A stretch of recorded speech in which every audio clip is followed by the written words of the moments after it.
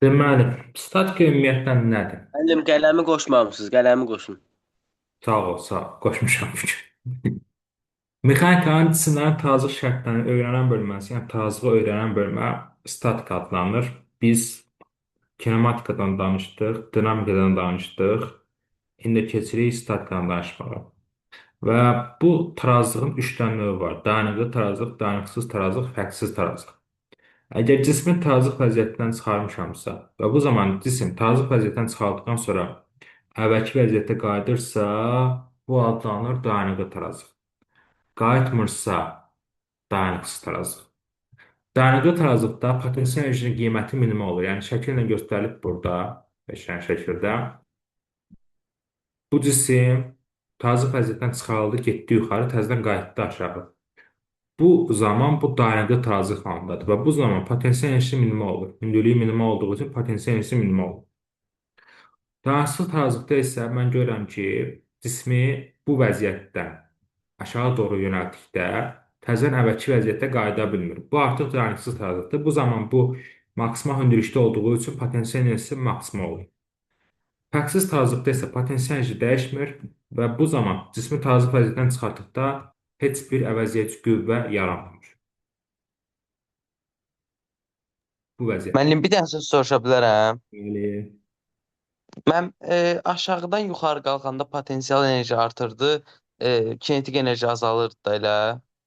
aşağıdan yuxarı qalxanda bəli, potensial enerji artır, hündürlük artdığı üçün kinetik enerji azalır. Bəli, Başa düşdüm. qəşəng. Daha sonra uşaqlar, yayılma və fırlanma şərtlərimiz. Bir dənə cismi götürdük. Bu cismi götürdük. Bu cismə 5 dənə qüvvə təsir göstərir. F1, F2, F3, F4, F5. Bu qüvvənin təsir xətti, bu qüvvənin təsir xətti bu mərkəzdən, yəni fırlanma mərkəzindən keçirsə, bu zaman bu cismi fırlada bilmir. Yalnız irəlilədir. Yox, keçmirsə fırladır. Misal üçün F5, buradakı F5 mərkəzdən keçmədiyi üçün F5 bunu fırladır. F4 mərkəzdən keçmədiyi üçün F4 fırladır. F1 mərkəzdən keçir, fırlatmır, irəlilədir ancaq. F2 mərkəzdən keçir, fırlatmır. F3 mərkəzdən keçmir, fırladır.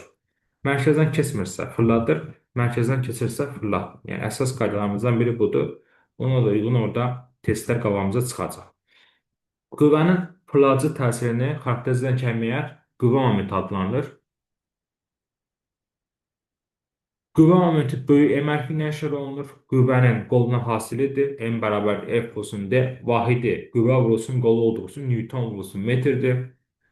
Moment həm qüvvədən, həm də qolundan düz mütəmasi basılıdır. Qüvvə qolu nədir bəs? Qüvvə qolu qüvvənin təsir xəttinə endirilmiş perpendikulyarın uzunluğudur. Mərkəzdən, fırlanma mərkəzindən qüvvənin təsir xəttinə endirilmiş perpendikulyarın uzunluğu da bunu da biz indi testlərdə göstərəcəyik. Və qüvvə qolu perpendikulyarın uzunluğunun sinusa hasilidir. Yəni sən n bərabərdir f-d yerinə f l sinus alfada yaza bilərsən. Ona görə də bucağın qiyməti 90 dərəcə olsa, sinus 90-da 1 aldığı üçün maksimal qiymət olur. Ona görə də qüvvə momenti maksimal olur 90 dərəcə olduqda. Yox, paralel olduqda isə qüvvə momentinin qiyməti 0 olmuş olacaq. Momentlər qaydasında testlərimizə tətbiq edəcəyik. Yəni bu cismi saat təqəbi istiqamətindən fırladan qüvvə momentlərinin cəmi saat təqəbinin əksinə fırladan qüvvə momentlərinin cəminə bərabərdir. Bu momentlər qaydası adlanır və bütün sadə mexanizmlərin iş prinsipi həmin bu momentlər qaydasına əsaslanır. Qüvvədən neçə dəfə qazanırıqsa, məsafədə, yolda o qədər itirirdik, o dəfə itirirdik. Bu mexanikanın qızıl qaydası idi və qüvvədə qazanc əldə etmək və yaxud qüvvənin istiqamətini dəyişmək üçün sadə mexanizmlərdən istifadə edirik. Birinci sadə mexanizm linqidir. Tərpənməz dayaq nöqtəsi ətrafında fırlanan bərk cisimdir və bu zaman linqin əsas biz iki dənə növünü öyrənirik. Üçüncü növ bizə lazım deyil. Birinci növ linkdə qüvvələr eyni istiqamətdə olur, yəni ikisi də aşağı doğru olur və ortada mərkəzdə bir şey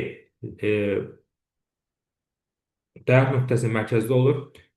Bu zaman bu momentlər qaydasını tətbiq eləsək, bunu yazsaq burada.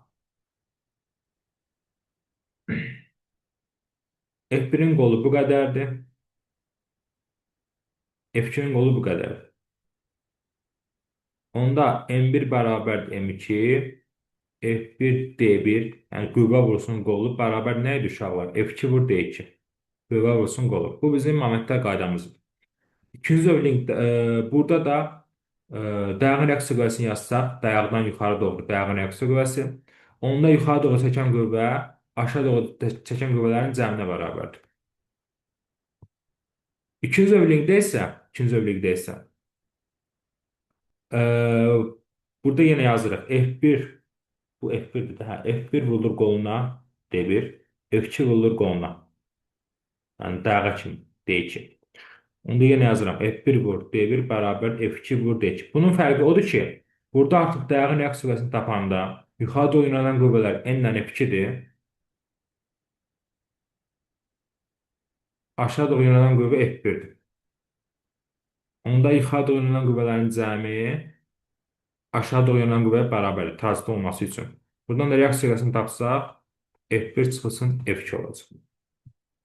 Üçüncü övlingdə isə qazanc yoxdur. Yalnız qüvvənin istiqamətini dəyişmək üçün istifadə olunur.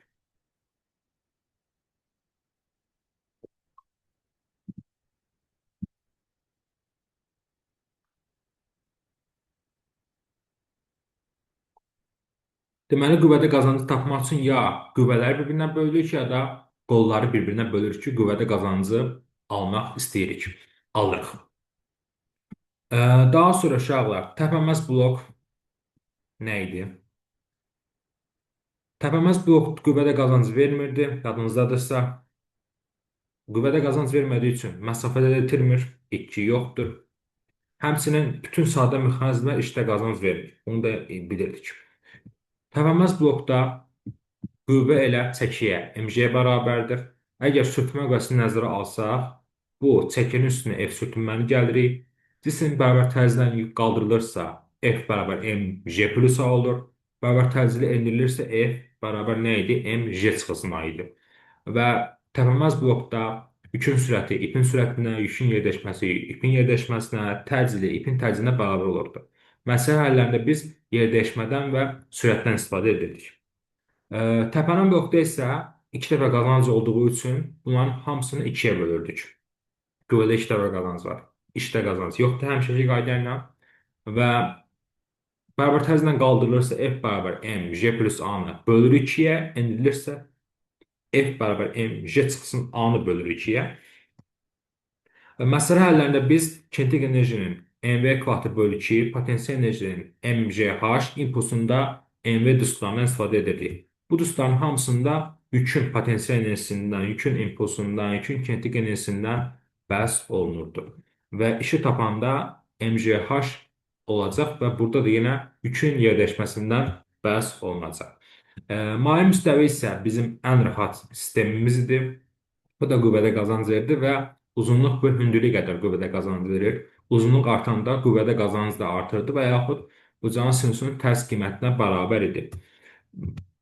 Bir tərpənən, bir tərpənməz blok və yaxud maye müstəvi, bunların hamısından ibarət bir sistemə polispas deyilirdi.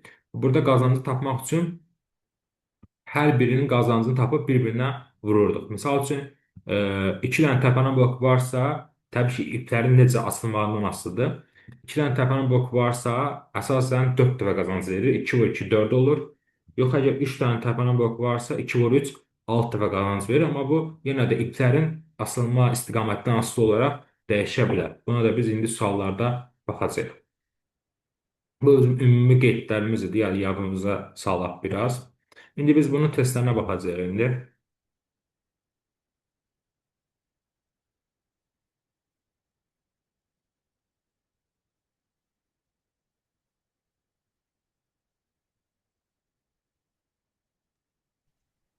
Müəllim, bir də cavab A variantıdır, yadacı.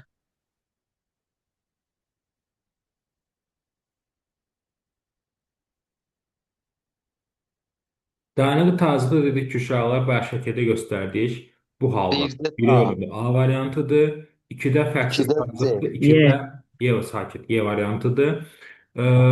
Və dayanıqsız tazıqda da hər an düşə biləcək vəziyyətdə. Yəni 3-ün də cavabı D variantı idi. Bu şəkilli suallar 4-də də yenə dayanıqlı tazı halında hər an düşə biləcək halda, yəni D variantı uyğun gəlirdi. Ə, Bu suallar, misal 7-ci sualı işləsək, qüvvə momentinin qiymətini deyir tap. F m bərabər düstur. F vurulsun D-dir. Qüvvənin qiymətini. Bunu kilonewtondur. Kilonewton nədir? 1 kilonewton 1000 newtondur. 1000-i vururuq qolunun uzunluğuna.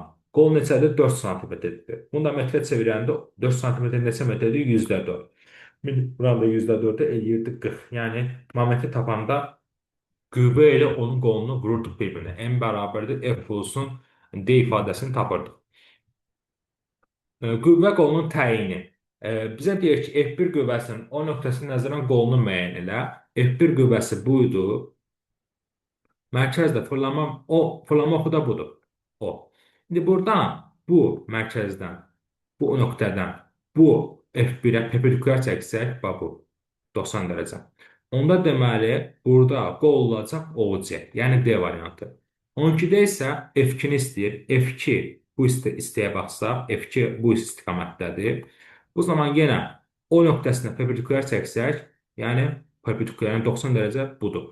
Onda deməli bunun qolu O deyil, yəni B variantı. Fırlanma oxuna bir perpendikulyar çəkilir.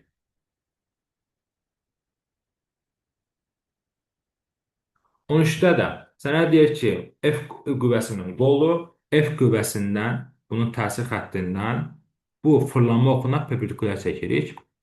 Bu da hansı hissədir? O A-dır. Cavabımız olacaq 13-cü sualda C variantı. Müəllim, 14. bir də 12-ni Bəli. izah eləyin də. Nə? 12. Nəyini izah edeyim? 13-də dedim də DF2 aşağı doğru yönəlir. O da mərkəzdədir. Buna bir perpendikulyar çəksən, F2 aşağı doğrudur. O nöqtəsi də bu. Perpendikulyar çəksək bu hissədir. 90 dərəcə bu cavabdan yönəlir. Düzdürmü? O'dur. Bu zaman OD hissəsi bunun qolu adlanacaq da. Bu qüvvədən fırlanma oxuna endirilən perpendikulyar uzunluğu, yəni bu hissə bunun qolu adlanır. Yəni OD, yəni B variantı. Başa düşdüm. Aydın oldumu? Ağlasan. Bəli. Deməli, 14-cü suala baxsaq, qapının dəstəyi fırlanma oxundan 70 sm məsafədə qoyulmuşdur. Qapı 2.8 Newton vur metr qüvvə momentinin təsiri var.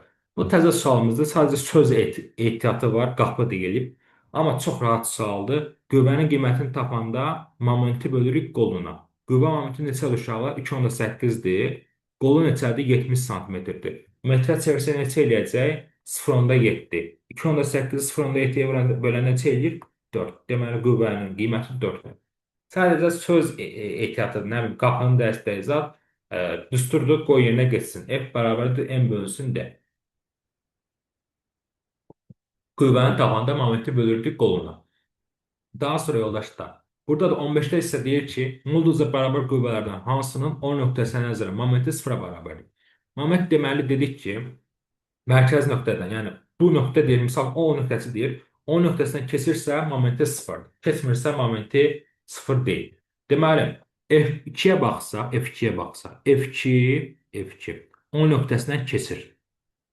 F2 O nöqtəsindən keçdiyi üçün momenti 0-a bərabərdir. Təşkil edirəm, həmin qüvvənin təsir xətti bu nöqtədən keçirsə, deməli bu nöqtəyə nəzərən həmin qüvvənin momenti 0-a bərabərdir. 15-də də F2-nin təsir xətti bu O nöqtəsindən keçdiyi üçün momenti 0-a bərabər olacaq. 15-də B variantı. İlk səhifəmiz uşaqlar bu qədər. Sual varsa verilə bilər.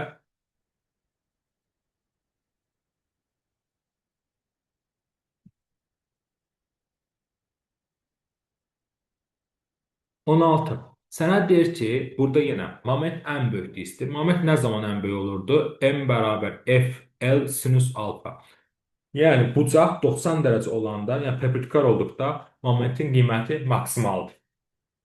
Burada da bu O nöqtəsinə perpendikulyar hansıdır?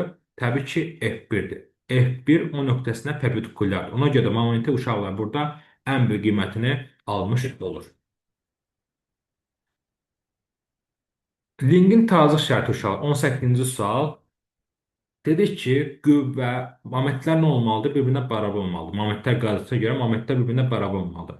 Moment nəyə bərabərdir? F vurulsun D. Onda yazıram M1 üçün F1 vurulsun D1, M2 üçün yazıram F2 vurulsun D2. Və yaxud D-nin yerinə L də yaza bilərik. Olacaq F1 L1 bərabərdir F2 L2-yə. İndi uşaqlar, bu bərabər işdən nisbətləri tapsaq F1 bölü F2 nəyə bərabərdir? L2 böl L1'ə. Yəni qüvvə onun qolundan tərs mütənasibdir.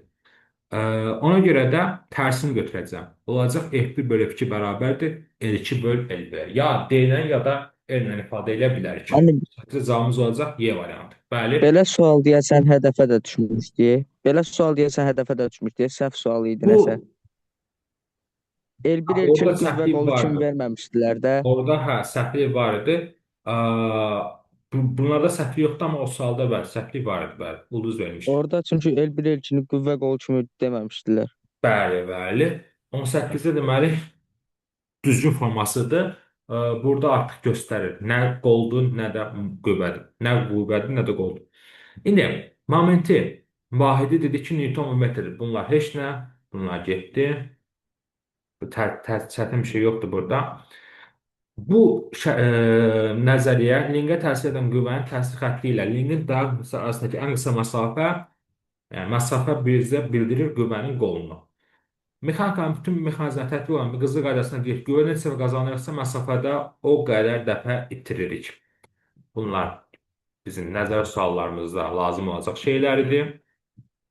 Dedik ki, qüvvə momenti qüvvə ilə düz mütənasibdir. Qüvvə momenti qolu ilə də düz mütənasibdir. Yəni, bu da cavabımız olacaq C variantı. Qüvvə momenti həm qolu ilə, həm də qüvvə ilə düz mütənasibdir. Gələk 26-cı suala. F1, F2, F3 və F4 qüvvələr tətbiq edilmişdir. Bu zaman deyir ki, tarazlıq şərtini tap. İndi dedik ki, uşaqlar, saat əqrəbi istiqamətinə fırladan qüvvə momentlərin cəmi saat əqrəbinin əksinə fırladan qüvvə momentlərin cəminə bərabər olmalıdır. İndi baxaq istiqamətlərə. O nöqtəsindən baxsa, F4 saat əqrəbi istiqamətindədir. F2 saat əqrəbinin əksinədir. F1 saat əqrəbi istiqamətindədir. F3 saat əqrəbinin əksinədir.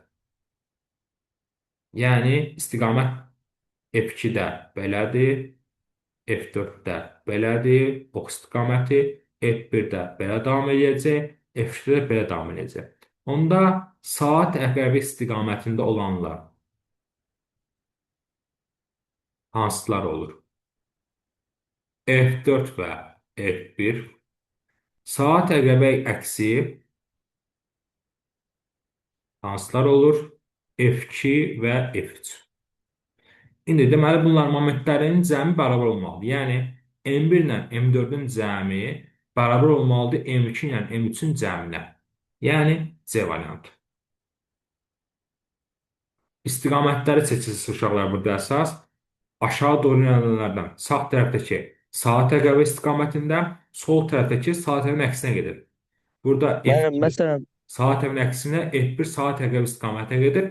Saat əqrəbi istiqamətdə fırladılanların cəmi saat əqrəbinin əksinə fırladılanların cəminə bərabər olur. Momentləri bərabər olur. Bəli, mənim F4 olmasaydı M1 bərabər M2 plus M3 olacaqdı. bəli. Tarazlıqdadırsa bəli. Onda onun F1-in qiyməti çoxdur ki, bu ikisinin cəminə bərabər olacaqdır. Tarazlıqda olması Başa üçün bərabər olmalıdır. Tarazlıq varsa deməli bərabərdir. 27-də yenə qolun təyini yenə O nöqtəsinə nəzərən deyir. Yəni O nöqtəsindən bu F-ə bir perpendikulyar çəkirik. 90 dərəcə. Bu hansı tərəfdir? OC-dir. Deməli, qüvvə qolu OC-dir. Bu F qüvvəsinin tərsih xəttindən O nöqtəsinə perpendikulyar çəkirik. Bu perpendikulyar da OC-dir. Bu da növbəti səhifəmiz. Sual varsa verilə bilər.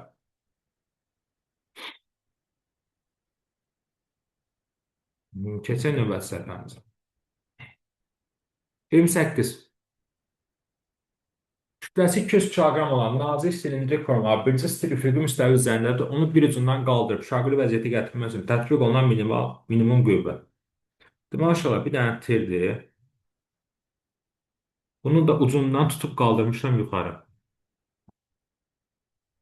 Şaquli vəziyyətə gətirmək istəmişəm də ucundan bir dənə qüvvə tətbiq olunur deyir. İndi bu zaman mərkəzdən, bu məsələdə uşaqlar, mərkəzdən, kütlə mərkəzindən bir dənə ağırlıq qüvvəsi, mc çəkirsən mərkəzdən.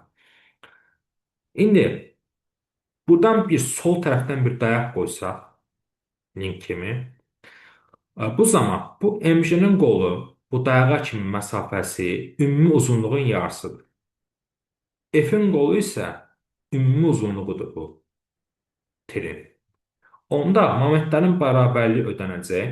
Yəni, qüvvə vurulsun qoluna bərabərdir. Ağırlıq qüvvəsi vurulsun qoluna. Burada ellər gedəcək uşaqlar nə qalacaq? F bərabər mc bölünsün 2. Kütlə 200, J 10 bölü 2, 1000. Deməli, cavabımız olacaq 1000, yəni D variantı. Link kimi işlədim. Yəni, bir dənə tir çəkdim. Bunun ucundan bir dənə F qüvvəsi ilə bunu qaldırmaq lazımdır deyir. Şaquli vəziyyətə gətirmək üçün bunu yuxarı doğru qaldırmaq lazımdır. Və bu zaman sol tərəfdən bir dayaq qoydum. Bu zaman mərkəzdən bir MC çəkirsən. MC-dən dayağa kimi məsafə bu ümumi uzunluğun yarısıdır. F-dən, bu qüvvədən dayağa kimi məsafə isə ümumi uzunluqdur. Və momentlərin bərabərliyi ödənməlidir. Yəni, qüvvə vurulsun qoluna, qüvvə vurulsun qoluna. F vurulsun L-ə, MC vurulsun L bölünsün 2-yə. Ondan da F-i tapanda L-lər getdi, qaldı MC bölünsün 2. M 200'dür, J'ye vurdum 10'a, böldüm 2'ye, cevabımız oldu 1000 Newton.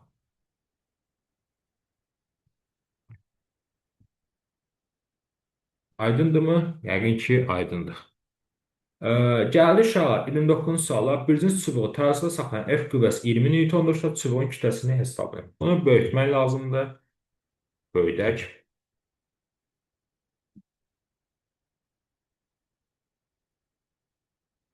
Aha. Deməli uşaqlar, buradan bir yenə mərkəzdən bir MC çəkirsən. Yəni çubuğun kütləsini tapın deyir. Ona görə bir mərkəzdən MC çəkməlisən. Çubuğun kütləsini tapmaq üçün MC çəkməlisən. İndi mərkəzdən bir MC-ni çəkdik. İndi F-in qolu, bu qüvvənin qolu 1 metrdir. MC-nin qolu neçədir? Bunu tapmaq üçün nə edəcəyik uşaqlar? 2 metr, bir də 1 metr var. Ümumi bunun uzunluğu nə qədərdir? 3 metrdir. Onda mərkəzdən MC çəkdiyimiz üçün hər tərəfə nə qədər düşür? 1.5, 1.5 düşür. Deməli, 1.5 hər tərəfə düşürsə, buradan bura 1.5-dirsə, bu hissə nə qədər olur onda?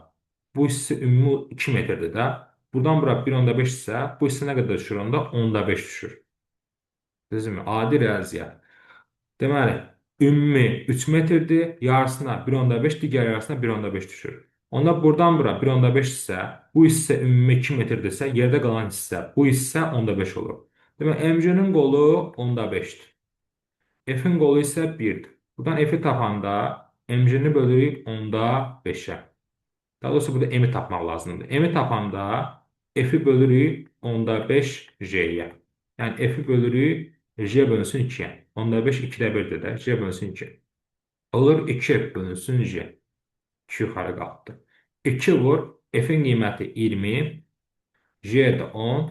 Nisbət olur 4. Deməli, mənim kütləm 4 kiloqramdır. A variantıdır. Burada əsas bu MC-nin qolunu tapmaqdır. MC-nin qolu deməli 10.5-dir. F-in qolu onsuz bilinir ki 1-dir. Ümumi uzunluq 3 metrdir burada linqin uzunluğu. Buradan bura 2 metrdirsə, yarısı 1.5 isə digər hissəsi 10.5 qalır. Deməli, MC-nin qolu 10.5-dir, F-in qolu 1-dir. Buradan M-i tapanda F-i bölürük 10.5-yə. Yəni J bölünsün 2-yə. 2 yuxarı qalxır, olur 2F bölünsün J. Qiymət yerinə qoyanda 4 kilo qiymətini almış olur.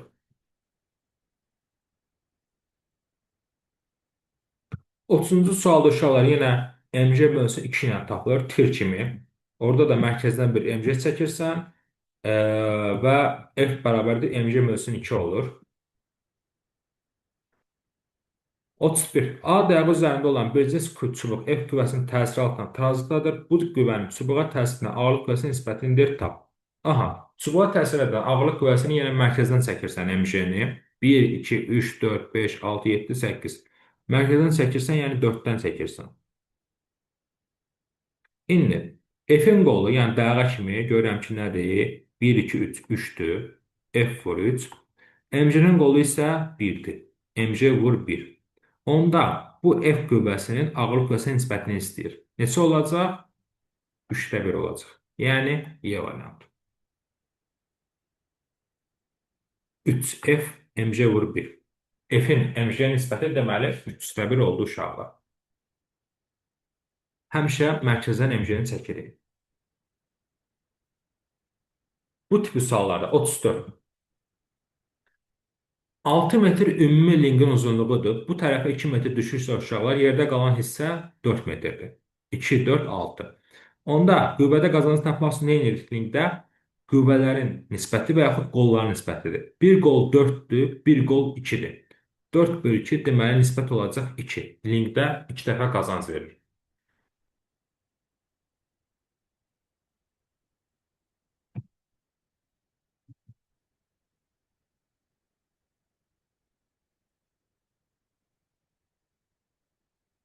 35, 36, 36. 8 nəzərə alınmayan linqin tranzitdə olduğu məlumdursa, M yükün kütləsi. Aha, artıq burada 8 nəzərə alınmırsa, mərkəzdən MJ çəkmirsən. Əlavə olaraq çəkmirsən. Yəni, əlavə olaraq çubuğun kütləsini nəzərə almırıq, 8 nəzərə alınmırsa linqin bu kütləsi nəzərə alınmır, çəkisi nəzərə alınmır. Ona görə mərkəzdən əlavə olaraq bir MJ çəkmirsən. İndi, buradan verilən kütlədən çəkirsən MJ-ni. Onsuz da təsadüfən bunu da yenə mərkəzdən veriblər. MJ-ni çəkdin bu çubuğun kütləsinə görə. Bu yükün kütləsinə görə daha doğrusu. Yükün kütləsinə görə MJ çəkirsən. İndi bunun qolu uşaqları neçədir? 1, 2, 3, 3-dür. F-in qolu neçədir? 1, 2, 3, 4, 5, 6. 6-dır. Yenə yazırsan. F vurulsun 6 qoluna bərabərdir. Bu yükün qüvvəsi, yəni MJ vurulur qoluna 3-ə. İndi buradan M istəyirsən də, M bərabər olacaq onda 6F bölünsün 3J. 6 3-ə bölünür 2, 2F bölünsün J. Onda 2 vurulsun, F neçədir? 20-dir. Bölür J-nin qiyməti ona nisbət olacaq 4. Demək, kütlə 4 kiloqramdır. 36 cavab C variantı.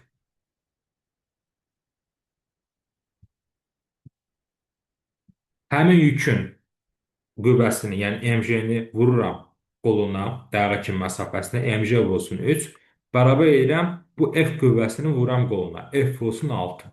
Bu bərabər işləmdə M yükünün kütləsini tapmış olurum. 37. Aha. Deyir ki, F1 ilə F2 bərabərdir. Qəşəng. Bu zaman link hansı istiqamətdə dönər? Deməli, uşaqlar, moment hansına böyükdürsə, o istiqamətdə dönəcək. Baxaq ki, moment hansıda böyükdür? Qüvvələr bərabər deyir. Moment də qüvvə vurulsun qoludur. Onda qüvvələr bərabərdirsə, hansının qolu böyükdürsə, momenti də böyükdür. F2-nin qoluna baxsaq, F2-nin qolu 4-dür. O nöqtəsinə nəzərən 4-dür. F1-in qolu 3-dür. Onda F2-nin qolu daha böyükdür. Ona görə də momenti də böyük olacaq. Və F1 bunu saat əqrəbi istiqamətində, F2 isə saat əqrəbinin əksinə döndərir.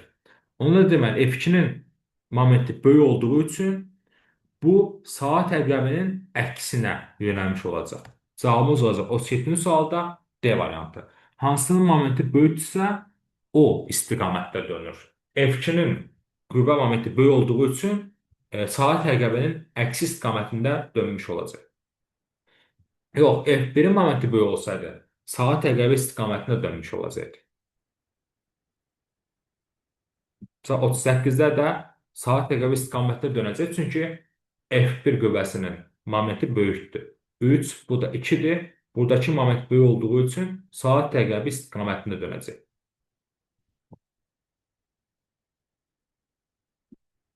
39. Qüvvə qolu hansı ifadə ilə təyin olunur? Bayaq qeyd etmişdik, qüvvə qolu L sinus alfadır. Yani B variantı. Bu da hardan gəlirdi? Buradan yenə bir perpendikulyar çəksək, O nöqtəsindən perpendikulyar çəkəndə F qüvvəsinə. Bu zaman bu qoludur, D'dir. Bu uzunluq L, bu da bucaq alfa. Bucağın sinusunu tapanda bucağın qarşısındakı kateti, yəni D'ni bölürük hipotenuza, L. Buradan da D'ni tapanda olur L sinus alfa. Bu O nöqtəsindən F qüvvəsinə perpendikulyar çəkirəm. Bu zaman bucağın sinusunu tapanda bucağın qarşısındakı kateti hipotenuza verirəm. Qarşıdakı katet qoldur. Bu da hipotenuz, yəni uzunluqdur. Oradan bu D-ni tapanda olur L sinüs alfa. Yəni B variantı. Bu növbəti səhifəmiz. Sual varsa verilsin.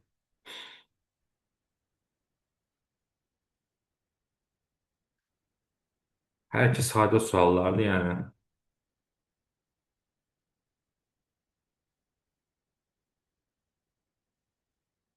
Misal üçün 40-da da momenti istəyir. D bərabər L sinüs alfa olduğu üçün moment də M bərabərdir F vursun D olduğu üçün momenti olacaq FL sinüs alfa, yəni Y variantı. Hə, 41, 42. 42. Çəkisi nəzərə alınmayan linkin A nöqtəsi O nöqtəsinə nəzərən necə hərəkət edir? Burada da yenə momentlərə görə baxırıq. Sol tərəfin momenti 2 vur 2, 4-dür. Sağ tərəfin momenti 1 vur 3, 3-dür. Onda deməli, sol tərəfin momenti daha çoxdur. Və burada hansı istiqamətdə dönür? Saat əqrəbinin əksinə dönür. Və saat əqrəbinin əksinə dönərək A nöqtəsindən onda yuxarı gedəcək. Yəni D variantı. Təkrar edirəm. Momentlərə birinci baxıram. Sol tərəfin momenti 2 vur 2, 4-dür. Sağ tərəfin momenti 1 vur 3, 3-dür. Və F1 saat əqrəbinin əksinə, F2 isə saat əqrəbi istiqamətində momenti döndərir bunu.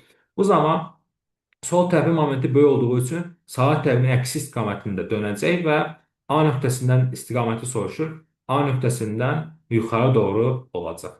42-ci cavabı D variantı.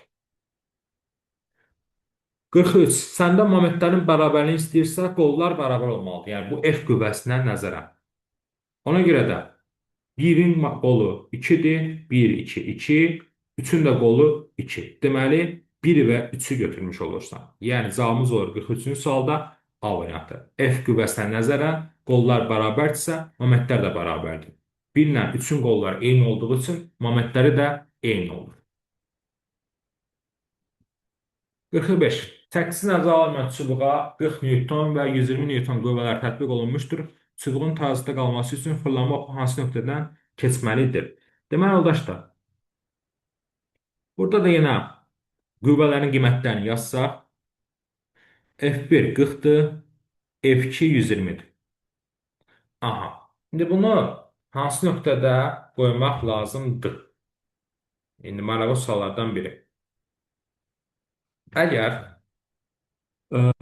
burada F2-nin qiyməti 2 dəfə, 3 dəfə çoxdur.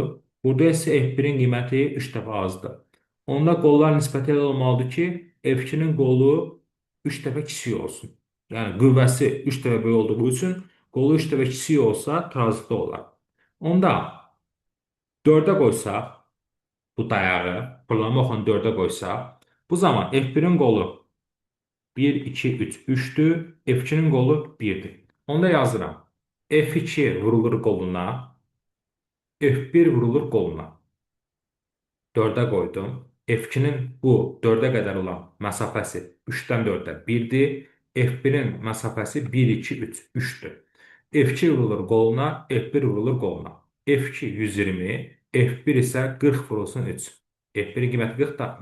120 bərabərdir. 120 deməli tarazlıqdadır. Harda qoyuldu? 4-də qoyuldu. Qüvvə nə qədər çoxdursa, qolu o qədər az olmalıdır ki, tarazlıq yaransın. Çünki qüvvə ilə qolu tərs müasibdir. F2 3 dəfə böyük olduğu üçün qolu 3 dəfə kiçik olmalıdır. Ona görə mən bunu 4-dən qoydum.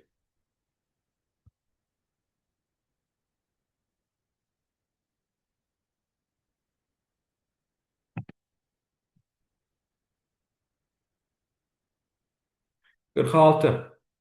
Kütləsi M və uzunluğu L olan birinci sıçraq şəkilləri kimi üfüqi ilə müəyyən alfa bucağı altında saxlanılan iptəki gəlmə qüvvəsini hesaplamaq üçün kəmətlərin hansının qiymətini bilmək lazımdır. Bir dəqiqə.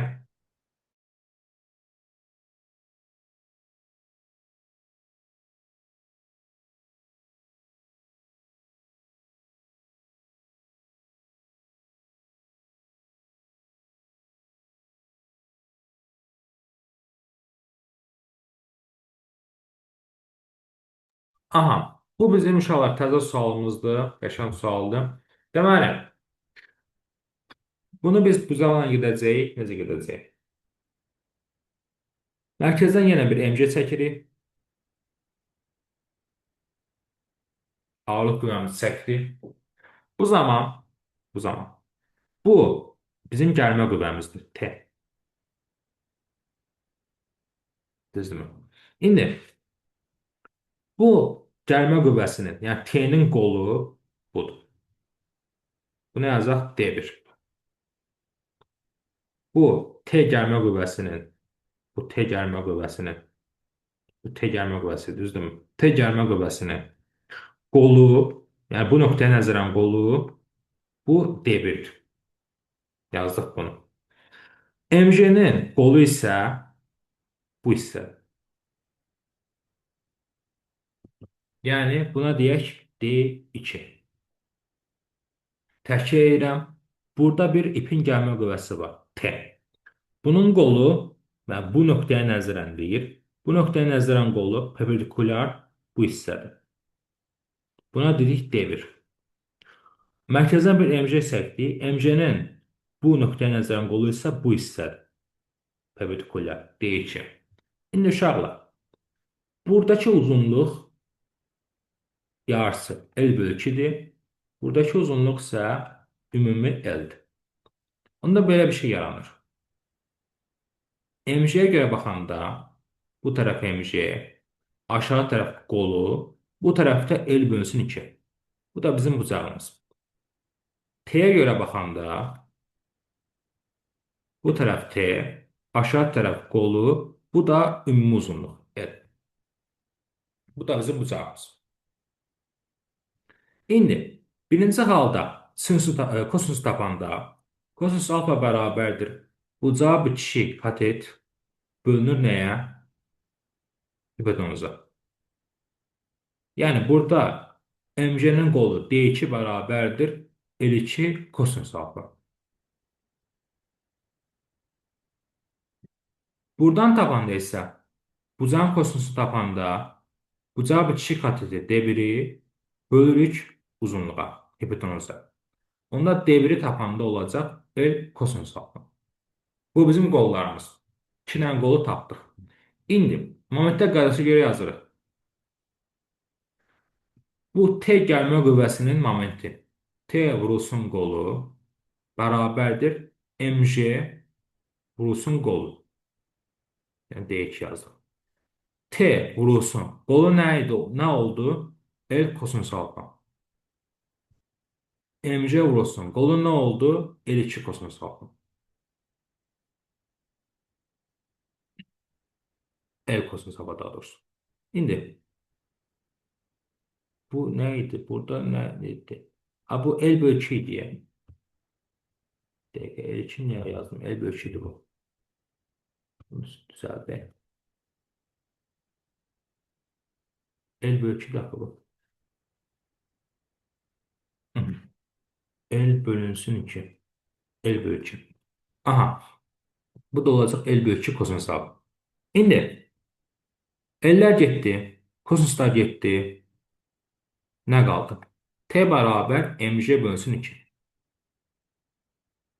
Deməli, gəlmə qüvvəsi nəyə bərabər oldu? MG bölünsün 2-yə. Bu qiyməti tapdıq. İndi bizə deyir ki, gəlmə qüvvəsini hesablamaq üçün hansı kəmətlərin qiymətini bilmək lazımdır? M-i bilmək lazımdır, yəni kütləni. Yəni kütləni. A variantı. Deməli, nə elədim burada? 2 dənə qüvvə çəkdim. T gəlmə qüvvəsi, ipin gəlmə qüvvəsi çəkdik. Uzatdıq belə təsir xəttini. Bir də mərkəzdən MC çəkdik. Uzatdıq belə təsir xəttini. Bu zaman İpin gəlmə qüvvəsinin qolu, yəni bu nöqtəyə nəzərən qolu aşağıdakı ümumi uzunluqdur, yəni D1. Ağırlıq qüvvəsinin mg-nin qolu isə bunun yarısıdır, yəni D2-dir. İndi ağırlıq qüvvəsi mərkəzdən çəkildiyi üçün yazıram bura ümumi uzunluğun yarısını, L bölü 2-ni. Buradakı ümumi uzunluq isə T gəlmə qüvvəsinin qoludur. İndi hər birini ayrı-ayrı çəkdik. Ağırlıq qüvvəsi, qolu və hipotenuz, yəni L bölünsün 2. Bu da bucağı. Buradakı kosinus tapanda bucağı bir kiçik kateti bölürük hipotenuza. Buradakı qolu tapanda nə olacaq onda? D2 bərabər olacaq bu hissə, yəni L bölü 2 vurulur kosinus alfaya. Bu ağırlıq qüvvəsinin qolunun tapılması. Keçdik gəlmə qüvvəsinin qolunun tapılmasına. Bu tərəf gəlmə qüvvəsi, bu tərəf hipotenuz uzunluğu, bu tərəfdə qolu. Buradan bucağın kosinus tapanda həmin qolu bölürəm uzunluğa. Onda bu qol nəyə bərabərdir? L kosinus alfaya. Momentlərin bərabərinə görə qüvvə vurulsun qoluna, yəni gəlmə qüvvəsi vurulur qoluna, bərabərdir ağırlıq qüvvəsi vurulur qoluna. İndi ipin gəlmə qüvvəsinin qoluna L kosinus alfa dedim, tapmışam bunu. Ağırlıq qüvvəsinin qoluna tapmışam ki, L bölsün 2 kosinus alfa. L'lər getdi, kosinuslar getdi, qaldı T bərabər mg bölsün 2. Mən görürəm ki, ipin gəlmə qüvvəsinin düsturu mg bölsün 2 oldu. M yəni kütlə. Deməli, ipin gəlmə qüvvəsini bilmək üçün kütləni bilmək lazımdır. Uzunluq burada. Olmadı, uzunluqlar getdi, lazım deyil. Bucaqlar da getdi, lazım deyil. Deməli, kütləni bilməyimiz kifayət oldu. Səbəşmə təcidi onsuz da 10'dur. Belə bir gözəl sual.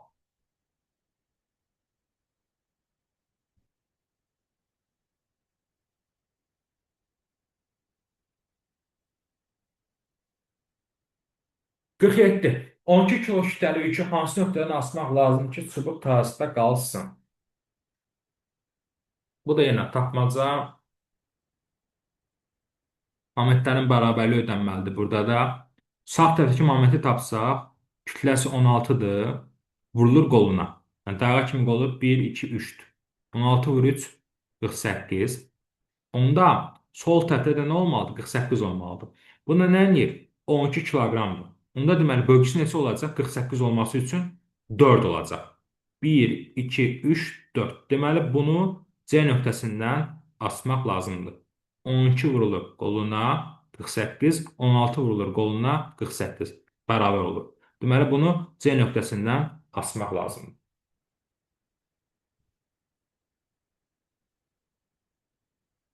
49. Qüvvənin modulunu 2 dəfə artırsaq və qolunu 20% artırsaq, qüvvə momenti hər ikisi ilə düz mütənasibdir. Yəni, hasillə düz mütənasibdir. Hasildəki vurğulardan birini 2 dəfə artırsaq, qüvvə momenti də 2 dəfə artar və qolunu 20% artırmışam. 20% artma neçə dəfə artmadır? 20 plus 100 böl 100. 120 bölünsün 100, 1/2. 20% artma 1/2 dəfə artmadır. Deməli, qolunu da 1/2 dəfə artırmışam. Biri 2 dəfə, digəri isə 1/2 dəfə artırsa, hasil ümumi 2/4 dəfə artmış olur. Yəni, cavabımız olur 49-cu sualda Y variantı. Biri 2 dəfə, digəri 1/2 dəfə artırsa, hasil ümumi 2/4 dəfə artmış olur.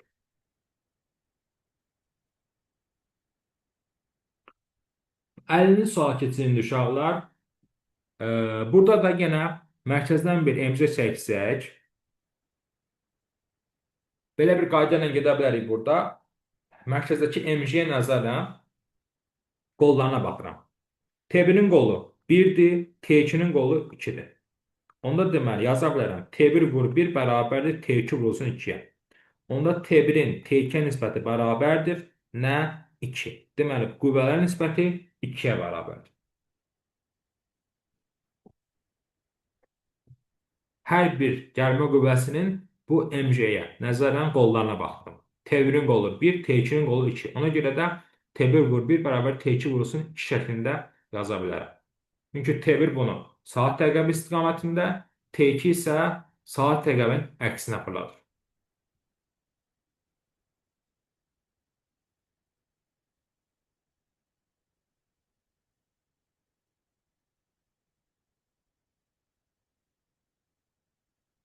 Keçirik növbəti səhifəmizə yoldaşlar. 51. Yeni suallardan biri. İki bərabər hissədən ibarət kürələr polad və alüminiumdan hazırlanmışdır. Üfüqi səthdə yerləşdirilmiş bu kürələr hansı növ tarzlıqdadır? Uşaqlar, sıxlıqlara baxsam, poladın sıxlığı daha böyükdür. Düzdürmü? Sıxlığı böyükdürsə, burada birincidə alüminiumun sıxlığı azdır, poladın sıxlığı daha böyükdür. Onda polad nədir? Kütləsi nə olacaq? Böyük olacaq da n bərabərdir rho vurulsun v. Sıxlığı böyük Nəsi böyük olanın, olacaq müəllim? sıxlığı böyük olanın, bəli, sıxlığı böyük olanın həcmdən onsuz bərabərdir, görünür. Sıxlığı böyük olanın kütləsi də böyük olacaq, daha ağır olacaq. Bu yuxarıdakı daha ağır olduğu üçün təbii ki, bu dayanmazda belə. Bu deməli dayanıqsız tarz halındadır. Burada isə kütləsi böyük olan aşağıda olduğu üçün, aşağı tərəf daha ağır olduğu üçün bu artıq dayanıqlı olacaq. Yuxarı tərəf daha ağır olsa bu dayanıqsız olar. Ona görə birinci kürə dayanıqsız, ikinci kürə dayanıqlı haldadır. Yəni ağır olan aşağıda olmalıdır da, ağır olan yuxarıda olsa bu dayanıqsız hal olacaq. Amma o altı qum olan torbalar var, onun kimi də bu da. Bəli. Gəldik yeni suallardan biri təzədən. Eyni materialdan olan kürələr şəkildəki kimi tarzlıqdadır. Birinci kürənin kütləsi 1 kilo olarsa, ipdə yaranan gəlmə qüvvəsini hesabla. Aha. Burada da momentlərin bərabərliyinə görə gedəcəm. 3 dənə qüvvəyə görə. Soldakı, sağdakı bir də ipin gəlmə qüvvəsi T.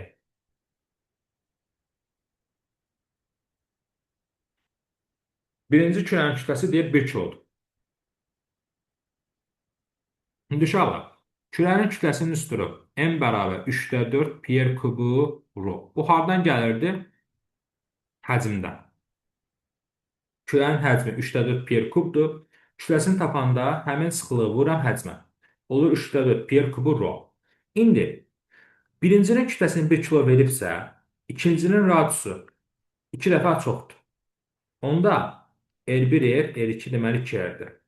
Radiusu 2 dəfə çox olursa, həcmi 8 dəfə çox olur, kubu qədər, kütləsi də 8 dəfə çox olur. Radius 2 dəfə artırsa, kütlə kubu qədər artır, 8 dəfə artır. Ona görə ikincinin kütləsi olur 8 kilo.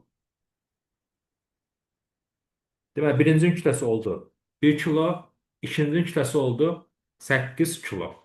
Radius 2 dəfə çox olduğu üçün kütləsi kubu qədər çox oldu, 8 dəfə çox oldu. Bunu tapdıq. İndi soldakının qüvvəsini yazsaq, mg, yəni 10 Newton. Sağdakının kütləsini yazsaq, mg, yəni 80 Newton. İndi bu soldakı bunu saat təqəbi əksinə, sağdakı saat təqəbi istiqamətində, T gəlmə qüvvəsi isə yuxarıdır və belə davam eləsək, T gəlmə qüvvəsi də saat təqəbi əksinə fırladır. İp hardan asılıbsa, gəlmə qüvvəsi o istiqamətdədir. İp yuxarıdan asıldığı üçün gəlmə qüvvəsi yuxarı istiqamətdədir. Və bu, saat təqəbinin əksinə fırladacaq. İndi yazırsam, 10, burada saat təqəbi istiqamətinə fırladılan hansıdır? Saat təqəbi istiqaməti. Yalnız bu sağdakı, M2. Saat əqəbi əksi hansılardır? M1 və gəlmə T. Onda momentlərin bərabərində yazırsan. Saat təqəbi istiqamətinə fırladan.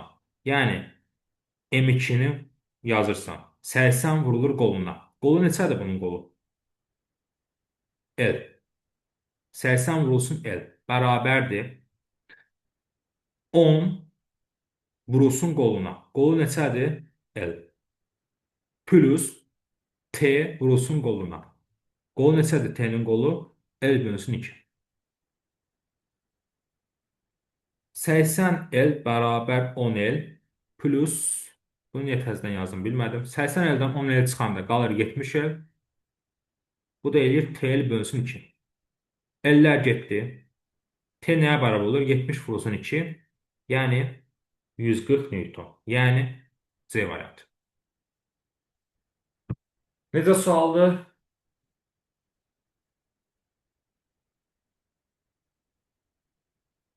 Bəyənildi yəqin ki. Əla. Əla Əla. sualdır. Bəyənildi yəqin Əla. ki.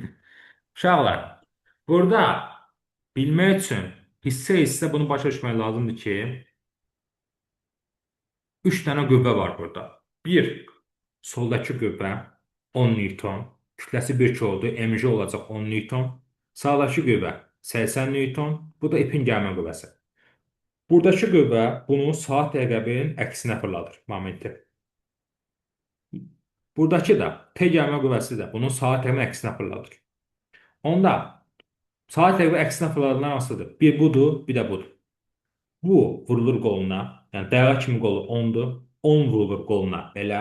Plus bu gəlmə qüvvəsi vurulur qoluna.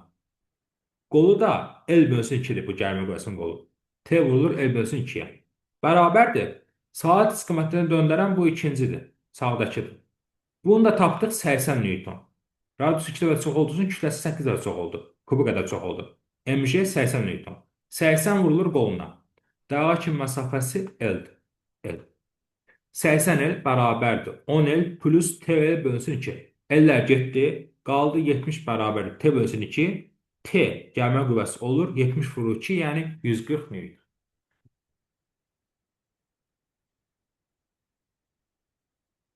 Bu da bizim linkdəki təzə suallarımızdan biri idi. Keçək indi növbəti sualımıza və 53-dən davam edirik.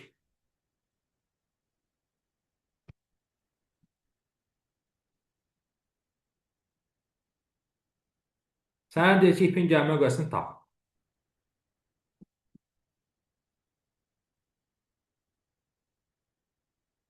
Buradakı T-yə nəzərən baxsaq, bu çəkinin qolu 3-dür. Sağdakına x desə, x-in qolu 1-dir. T-yə nəzərən baxsaq, bu çəkinin qolu 3-dür. 1, 2, 3. Bu x desə, Müəllim 3 vur 10 bərabərdir 1-dir. x-ə, x də bərabərdir 10 30. vur 3 bərabərdir x-ə, x bərabərdir 30, bəli. Sağdakı deməli 30-dur.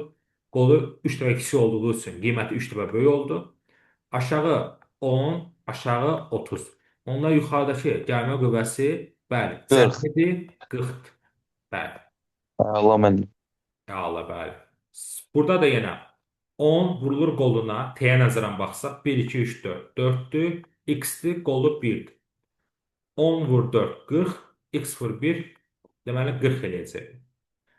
Bu 10, bu 40, ona yuxarı çəkən qüvvə 50-dir.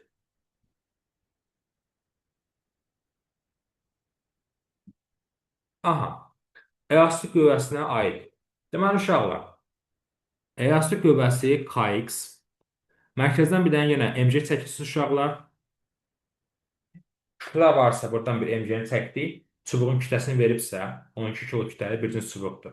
Ona görə də çubuğun mərkəzindən ağırlıq qüvvəsi, yəni mg-ni çəkirsən. İndi, Kx-in qolu ümumi uzunluq L, mg-nin qolu yarısı L bölsün 2. Onu yazırsan, Kx vurulur L bərabərdir mg vurulsun L bölsün 2 qoluna. L'lər getdi, Kx bərabər oldu mg bölünsün 2-yə. Burada indi səndən nə istəyir? Sərtlik, K-nı istəyir. K bərabər olacaq onda mg bölünsün 2x.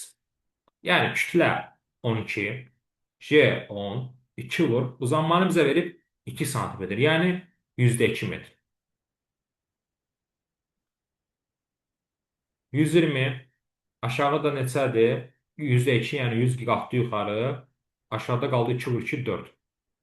120 bölünsün 4. 30, 30 vur 100, 3000. Bunu deyək ki, kilonewton ilə ifadə elə. Yəni qiyməti 1000-ə böl. Olacaq 3 kilonewton bölünsün metr. Qollara fikir veririk yenə. Yayda yaranan qüvvə elastik qüvvəsidir. Qolu olacaq, dəqiq kimi qolu, ümumi bu çubuğun uzunluğu L. Və çubuğun kütləsini veribsə, mərkəzdən bir mg çəkə bilərik. Deyək, ağırlıq kütləsini çəkə bilərik. Çubuğun kütləsi vurulsun səbəşmə təcili. Onun da qolu mərkəzdən çəkildiyi üçün L bölsün 2-dir, yarısıdır. Uzunluğun yarısı. L'lər getdi, qaldı Kx bərabər mg bölsün 2-yə. Buradan indi sərtlik tapanda mg bölünəcək 2x-ə. Qiymətləri yerinə qoyuram, m kütlənin qiymətini yerinə qoyuram, uzanmanın qiymətini yerinə qoyuram və sərtliyin qiymətini 3 kilonewton bölünsün metr almış oluram.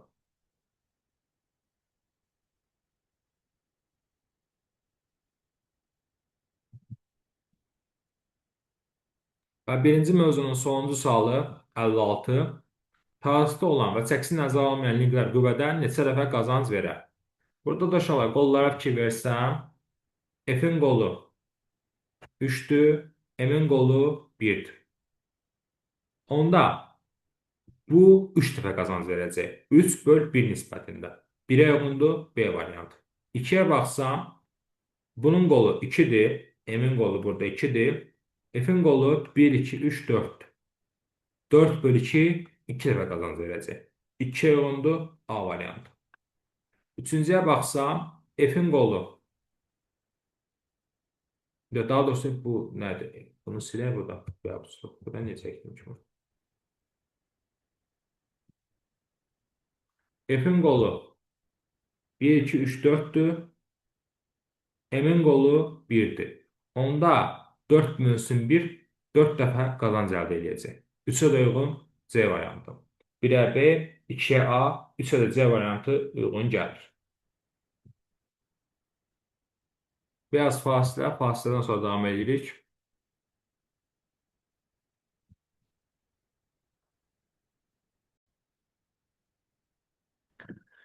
İlk suallar bizim qaydamız onsuzdur. Yəni tərpənməz blokda dedik ki, yuxarı doğru qaldırıldıqda mg plus A-dır.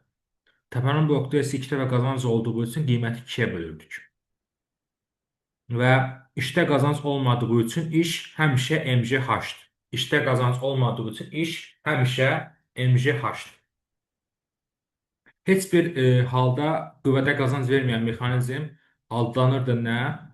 Tərpənməz blok. Tərpənməz blok qüvvədə heç bir halda qazanc əldə etmir. Yəni tərpənməz blokdan qüvvənin istiqamətini dəyişmək üçün istifadə edirik. Və 2 dəfə qazanc verən, həmişə 2 dəfə qazanc verən tərpənən blokdur. Bu, mərkəzdən çəkilən tərpənməz blokdur. Tərpənməz blokda mərkəzdən çəkilir. Və bu zaman F qüvvəsini tapanda F bərabər olur elə mg. Yəni qiymətlər bir-birinə vurursan. 15-i vursan ona, təbii ki, cavabımız olacaq 150 Newton. Yəni burada çətin bir şey yoxdur. 17-də də həmçinin tərpənməz blok olduğu üçün elə F bərabər mg düsturundan gedirsiniz.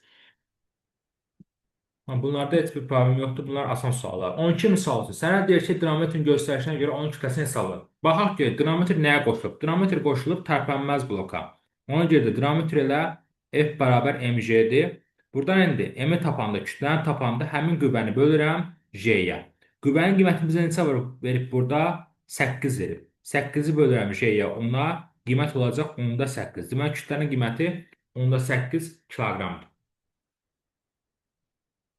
Qüvvənin qiymətini səbəşmə tərzinə böləndə bizə kütlənin qiymətini vermiş olur. 13-də isə tərpənən blokdur. Tərpənən blokdur, yəni belə. Bu tərpənən blokdur. Onda tərpənən blokda nə idi? F bərabər mg bölünsün 2 idi. Buradan kütləni tapanda M bərabər 2 bölünsün J. Qüvvənin qiymətini bizə verib burada 8. 2-ni vururam, 8-ə bölürəm 10-a. Bu da bizə nə verəcək? 1/6. Deməli, kütlənin qiyməti burada artıq 1/6 kiloqram oldu. Və tazıq şərti dediksə uşaqlar hansı qaydaydı? Hamısında momentlər qaydasıdır. Tazıq şərti söhbəti varsa, momentlər qaydası ilə müəyyən olunur. 15. Sənə deyir ki, hansı heç vaxt qazanc vermir? Qüvvədə tərpənməz blok. Mərkəzdən çəkilib bu, tərpənməz blok. Qüvvədə qazanc vermir. Burada da yenə itirmir və yaxud qazanc vermir. Bu da yenə tərpənməz blok.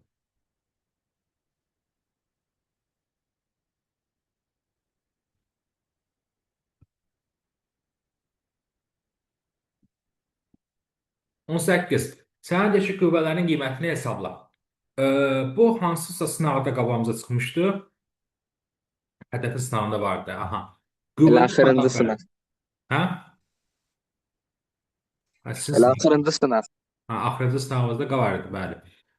Qüvvələr bərabər. Niyə? Çünki mg vurulur qoluna. Bu mərkəz nöqtə. O nöqtəsinə nəzərən baxsaq, bunun qolu R-dir. mg vurulur qoluna. R-ə bərabərdir. F1 vurulur qoluna. Bura R-dirsə, burada R-dir. Deməli, F1 bərabər olur mg-yə. Sağ tərəfini tapsaq, mg vurulur qoluna. Yəni mc vurulur 2 yerə. Bərabər F2 vurulur qoluna. F2-nin də qolu budur. 2. O nöqtə, bu mərkəz nöqtəyə nəzərəm. 2. 2 ellər getdi, qaldı F2 bərabər MC. Onda deməli, qüvvələr bir-birinə bərabərdir.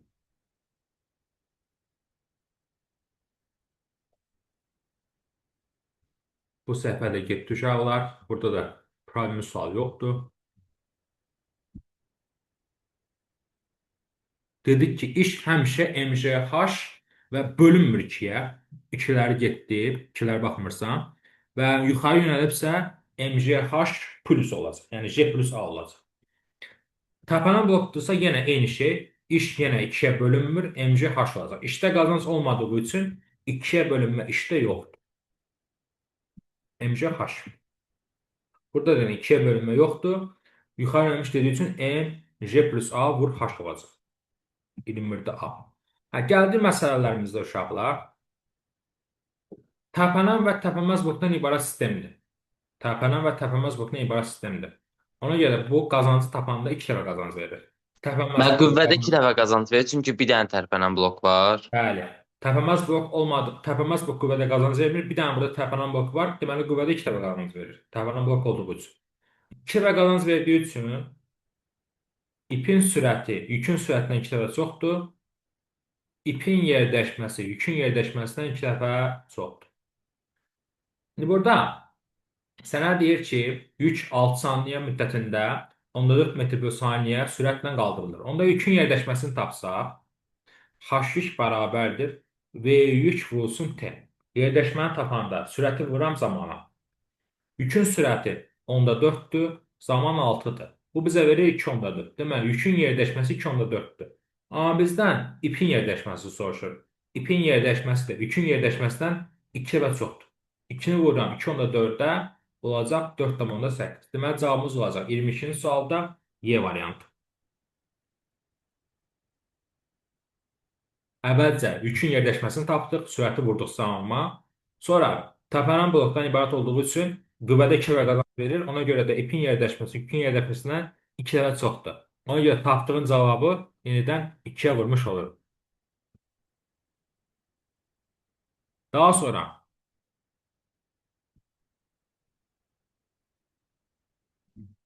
burada da yenə eyni temadır. Burada zamanı bizdən istəyir. Sürət var. Sürət var. Hündürlük var. Buradan mən zamanı tapmalıyam. Bizdə amma burada ipin sürətidir. İpin sürəti olduğu üçün 10/6. Burada yükün sürətini tapsaq, yükün sürəti ipin sürətindən 2 dəfə azdır. Yükün qiyməti 2 dəfə az olur. 10/6-nı bölürəm 2-yə olur 10/3. Hündürlüyü də bizə verib 1/5. Yəni H-ı verib 1/5. Onda zamanı tapanda həmin yüksəkliyi bölürəm sürətə. 1/5-i bölürəm 10/3-ə, nisbət olacaq 5. Deməli 5 saniyə müddətində bunu qaldırıb. Əvvəlcə yükün sürətini tapıram, ipin sürətini bölürəm 2-yə, çünki 2 dəfə qazanc var. 10/6-nı bölürəm 2 olur 10/3. Daha sonra 1,5 metr yüksəkliyə qaldırırsa bunun yer dəyişməsi 1/5. Yer dəyişməni də böləndə sürətə bizə zamanı vermiş olur.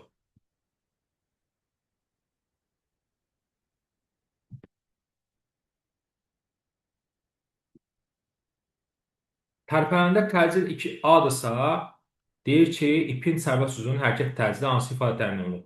İpin təcili yükün təcilindən 2 dəfə çoxdur tərpənəndə. Ona görə A təcilən deyirsə olur 2A, yəni B variantı. İpin təcili yükün təcilindən 2 dəfə çox olur tərpənəndə. Tərpənməzdə isə bərabər olur. Tərpənməzdə bərabər olur. Tərpənəndə 2 dəfə çox olur, tərpənməzdə bərabər olur. Gəldik 27-ci suala potensial enerjinin tapılması.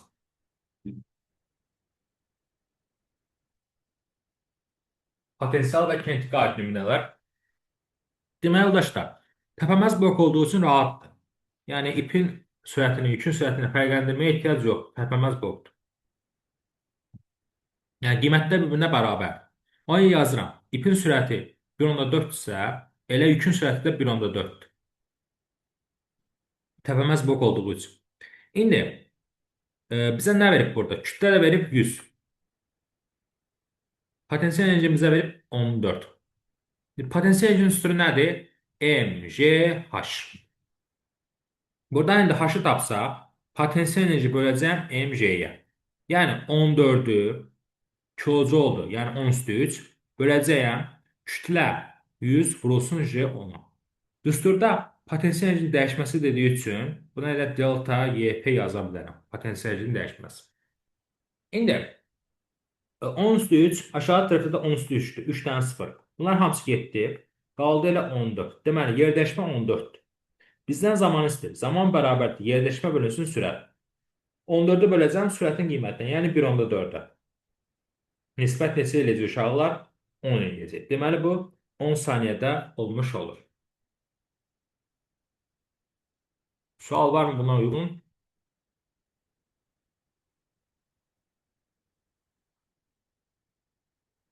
Qonluq razılıq əlamətidir deyilənə görə.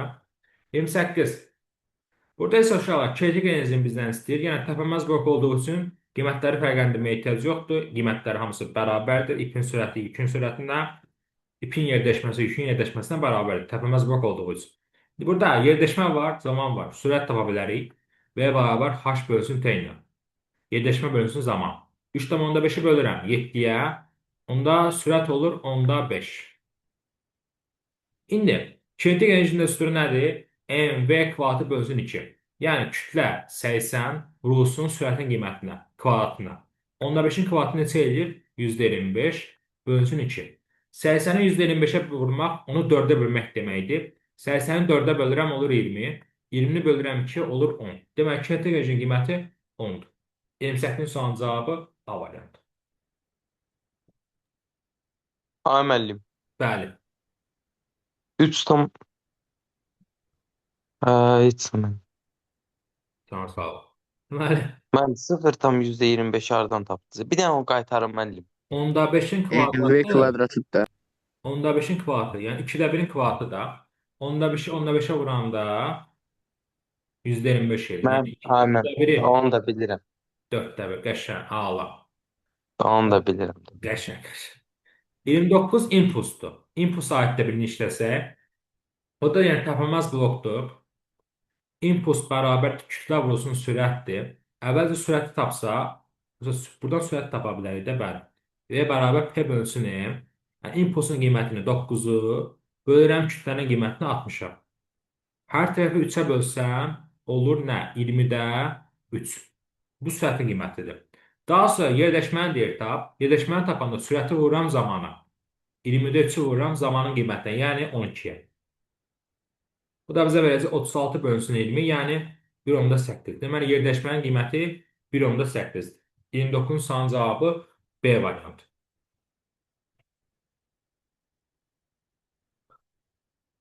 Uşaqlar, 30'da isə biraz tema dəyişir, çünki tərpənən blokdur. Bu tərpənən blokdur. Bir tərəfdən bağlanıb, soldan və yaxud sağdan bağlanırsa bu tərpənəndir. Mərkəzdən bağlanırsa yuxarı bu tərpənməzdir. Bu tərpənəndir. İndi ipin sürətini bizə verib 10/6.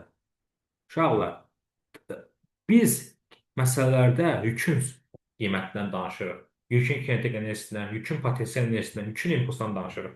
Ona görə də yükün sürətinə gətirmək lazımdır. Tərpənən blok olduğu üçün yükün sürəti ipin sürətinə 2 dəfə azdır. Onda yükün sürəti 10/3'dür. İndi kinetik enerjini tapsaq, yükün kinetik enerjisini istəyir bizdən. M və yükün kvadratı bölünsün 2.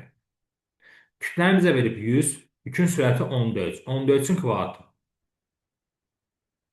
100'ü vururam. 10/3'ün kvadratı bizə verir %9. Yüzlər gedir, qalır 9/2, yəni 4/5. Deməli, mənim kinetik enerjim 4/5 jouldur. Kinetik enerji, potensial enerji, impuls, bunların hamısı yükdən danışılır. Yükün kinetik enerjisi, yükün potensial enerjisi, yükün impulsu. Çünki ipin kütləsindən bəhs olunmur. İpin kütləsindən bəhs olunmadığı üçün ipin kinetik enerjisi, ipin potensial enerjisi deyə bilmərik. İpin kütləsini bilmirik axı. Ancaq yükün kütləsindən bəhs olunur. Ona görə yükün kinetik enerjisindən, yükün impulsundan, yükün potensial enerjisindən danışılır. Ona görə də təpənin blok varsa artıq yükün sürəti ipin sürətindən 2 dəfə az olduğu üçün qiyməti burada 2-yə bölmək lazımdır. Bu səhifədə belə getdi. 31-32 temalarına bayaq baxdıq. Bunlardan təpəməz blokda danışmışdıq. Biraz ağırlardan geçsək. 37-38-dən danışsaq, fərqli sualdır. Sənə deyir ki, qüvvəni tap. Uşaq, təpəməz blokdur. Yəni 2-yə bölmə yoxdur. Və deyir ki, şağı yuxarı yönəlmiş. Yəni M, J plus A. Şağı yuxarı yönəldi, M, J plus A. A da deyir nəyə bərabərdir? A bərabərdir J bölsün 2-yə. Onda olacaq M, J plus J bölsün 2. A-nın yerinə J bölü 2 yazmış. Şərtdə deyir ki, J bölü 2-yə bərabərdir A. 1J üstü onda 5J olur. 1 onda 5 MJ. 1-in üstünə 2-də 1 gəldi. Oldu 1 onda 5. Deməli, qiymət oldu 37-də Y variantı. 38-də isə uşaqlar çıxılsın olacaq. Çünki aşağı deyir. Olacaq F bərabər M, J çıxılsınlar. A-nın da yerinə nə qoyuruq? J bölünsün 5 qoyuruq. Olacaq M, J çıxılsın, J bölünsün 5. 1-dən 5-də 1 çıxanda qalır 5-də 4. M, J. 5-də 4 yəni 10-da 8 M, J. Yəni cavabımız olacaq 38-ci sualda Y variantı.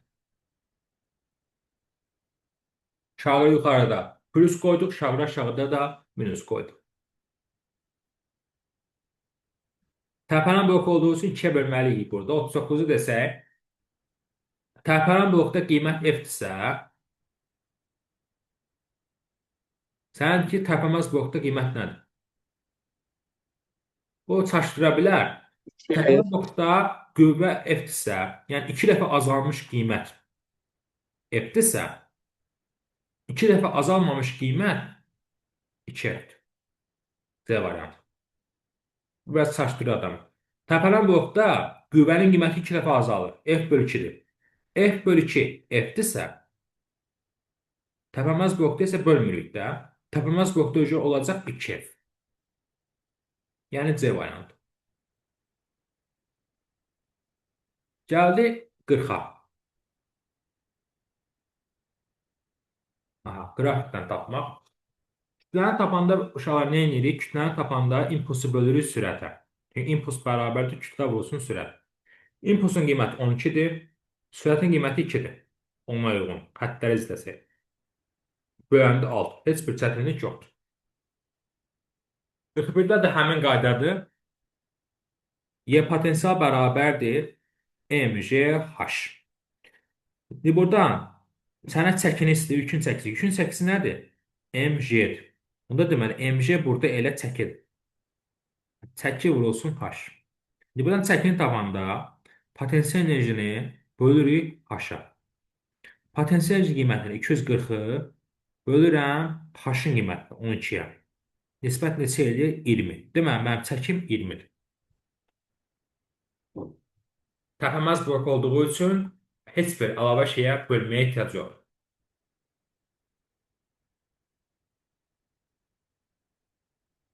Bu səhifədə belə getdi uşaqlar. Sualı olan verə bilər. Və xecdə tema biraz dəyişəcək, çünki təpənən blok söhbəti var burada artıq. Biraz qiymət dəyişir.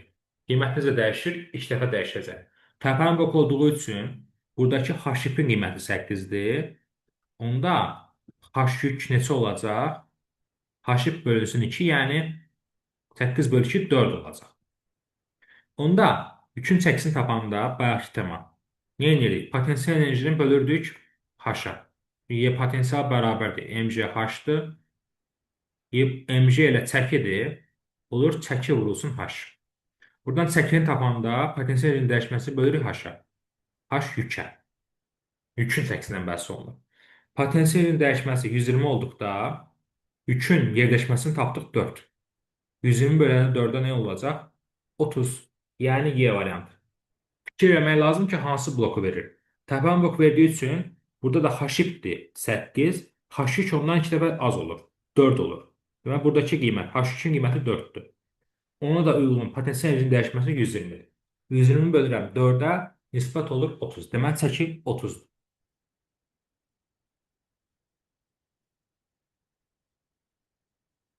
Gəldik Hüseynin sevimli sualı 43.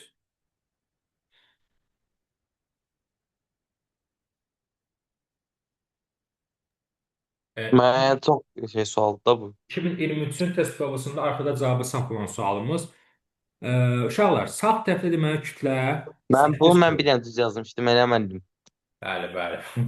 Sağ tərəfdə kütlə 8 kilodur. Buna deməli bunu aşağı doğru çəkən ağırlıq qüvvəsi 80 newtondur. Sağ tərəfdə kütlə, ümumi kütlə 8 kilodur, 6-2, 8 kilo. Ona demək aşağı çəkən qüvvə 80 newtondur. Mənim Aşağı J-nin çəkən qiymətini qüvvə verməli 80... deyildi. Hə? J-nin qiymətini verməli deyildi. Verə də bilər, verməyə də bilər. Çünki yeni 10 götürsək, nisbət gedir də, hamısı nisbətdə gedir. İndi 80 Newton budursa, yuxarı doğru bunu nə çəkəcək? 80 Newton çəkəcək. Düzdürmü? Aşağı doğru çəkən qüvvə, yuxarı doğru çəkən qüvvə bərabər olmalıdır ki, cisim tarzda qalsın. Burada 80 Newtondursa ipdəki gəlmə, onda sol tərəfdə də yenə nə olur? 80 Newton olur. Eyni ipdə eyni gəlmə. Onda bu ipdə də yenə 80 Newton olacaq. 80-80. Buradakı qüvvə nə olacaq onda? Cəmi. Yəni 160 Newton. Burada iki hissəyə parçalanır. Bura 80, bura 80, onda bura olur 160. Burada 160 ise demək aşağıda da 160 olmalıdır. Onda bura 2 ise bura neçə olmalıdır? 14 olmalıdır ki, 14-dən 2-nin cəmi 16 olsun, 16 vurulsun 10-a olsun 160. Deməli, A cisminin kütləsi olacaq 14. 43-də cavabımız A variantı. Təkrar edirik. Sağ tərəfdə kütlə 8 kilodur. Onda mg 80 Newton olur. 80 Newton buradakı qüvvədirsə, solda da 80 Newton olur. Çünki eyni ipdə eyni gərilmə. Eyni ipdə eyni gərilmə burada da 80 Newton olur. 80-80 bura olur ümumi 160. Bura 160 ise aşağıda 160 olmalıdır. Tarazı olsun. 160 olması üçün bura 2 kilodursa bura olmalıdır 14 kilo. Çünki cəmi olmalıdır 16 kilo. J 10 olduğu üçün. 14 plus 2 16, 16 vur 10 160 eləsin. Deməli A cisminin kütləsi onda olacaq 14 kilo.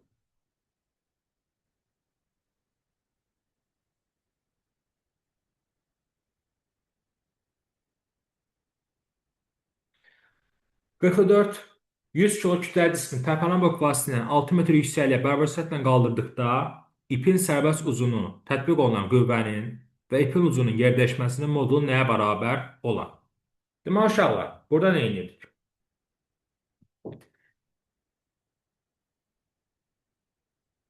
%100 kilo kütləli cisimdir və tərpənən blok vasitəsilə 6 metr yüksəkliyə bərabər sürətlə qaldırılır. Onda qüvvəni tapanda F bərabər mg bölsün 2-dir. Təpən blok olduğu üçün qiymət 2-yə bölünür.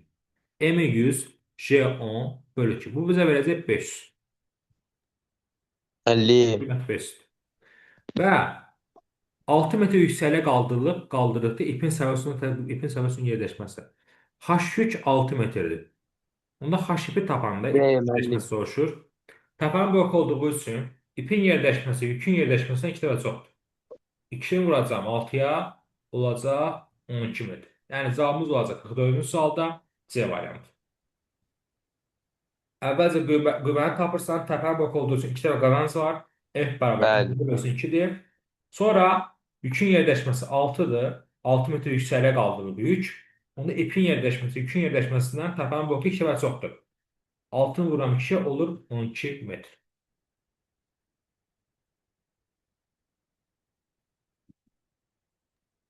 Mənim necəs? Sağ ol. Mənim məktəb var hesabı. Bilirəm. 46-da da bayaqki kimi uşaqlar qüvvələr bir-birinə bərabərdir. Buna uyğun bayaq sual işlətdik. Tərpənən blok və tərpənməz blok element diaqramı. Qüvvədə qazanc vermir. Hansı qüvvədə qazanc vermir? Tərpənməz blok. Qüvvədə 2 dəfə qazanc verir. Tərpənən blok.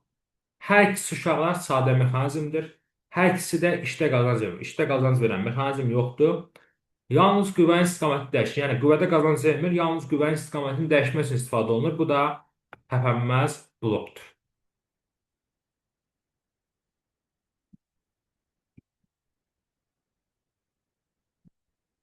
Məsələlərdən demişdik. Yəni, sadə məsələlər geçsin. Misal üçün, 52-də necə gedirdik uşaqlar? Bucaq 90 dərəcə olduqda, 90 dərəcə olduqda Pifaqora gedirdik. Yəni, bucaq 90 dərəcədir burada. Pifaqora getsək necə gedirdik? 90 dərəcədə m bərabər kök altında m1-in kvadratı plus m2-nin kvadratıdır. Yəni, kök altında 150-nin kvadratı plus 200-ün kvadratı bu bizə ilk öndə 250 verəcək. Yəni, cavabımız olacaq 52-ci sualda C variantı. 90 dərəcə olduğu üçün Pifaqorla tapırsınız. Kök altında m1 kvadratı plus m2 kvadratı ilə.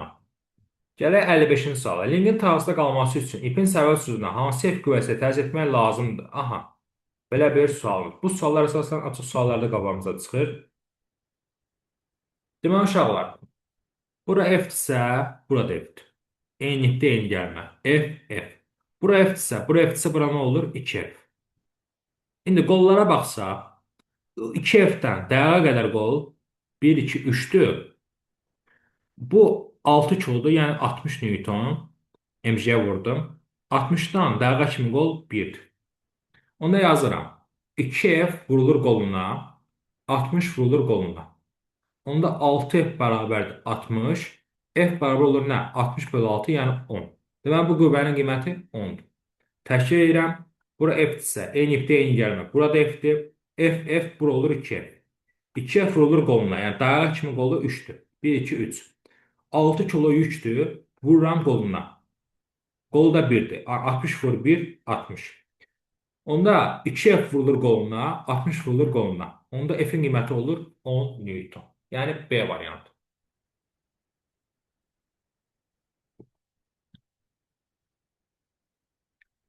Davam edirik növbəti suallarımızdan görə nə var burada? Aha, bu diaqram sualımız, hə, bu sual. Deməli, təsvir edilmiş bloklar sistemində kütlələri M1 12, M2 8, M3 10 kilo olan cisimlər bu qüvvələrin təsirlə bərabər sürətlə yuxarı qaldırır. İpin səbət sütununa tətbiq olunan qüvvələr. Deməli, uşaqlar, bunu aşağı doğru çəkir. M1J desək. Burada 2 dənə ipə parçalanır. Bura olur M1J bölü 2. Bunun qiymətini verək deyəcək. Bunu silək. Aha. Deməli, uşaqlar, M1 neçədir? 12-dir. Onda bura 12-dirsə, buradakı qüvvə neçə olacaq onda? 12 vur 10, yəni 120 Newton. MJ 120 Newton. Burada da olacaq deməli 120 Newton. 2 dənə ipə parçalanır. Olur 60-60. Eyni ipdə eyni gəlmə. Eyni ip davam edir. Təpəməz blokdur. Deməli F1-in də qiyməti neçə olur onda? 60 uşaqlar. Bura 120 Newtondur. 2 dənə ipə parçalandı. 60-60. Onda deməli bu qüvvə 60 Newtondur. Gələk sağdakına, ortadakına. Kütlə 8 kilodur. Onda buradakı qüvvə neçə olacaq? 80 Newton. Onda burada 80. 2 dənə ipə parçalandı. 40, 40. Onda buradakı qüvvə nə olacaq elə? F2 olacaq 40. Gəldi M3-ə. M3 bizə verib 10. Yəni 100 Newton. Bir dənə ipdir. Burada 100 Newton. Gəldi. Eyni ipdir. Burada 100 Newton. Gəldi. Eyni ipdir. Burada 100 Newton. F3 deməli 100 Newton. Deməli, F1 60, F2 40, F3 də 100 Newton uşaqlar.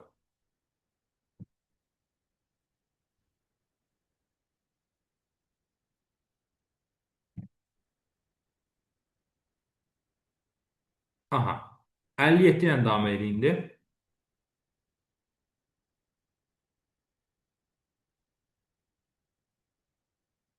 Bəli, sabah məktəb var. Mənim də 8:30-da dərsim var.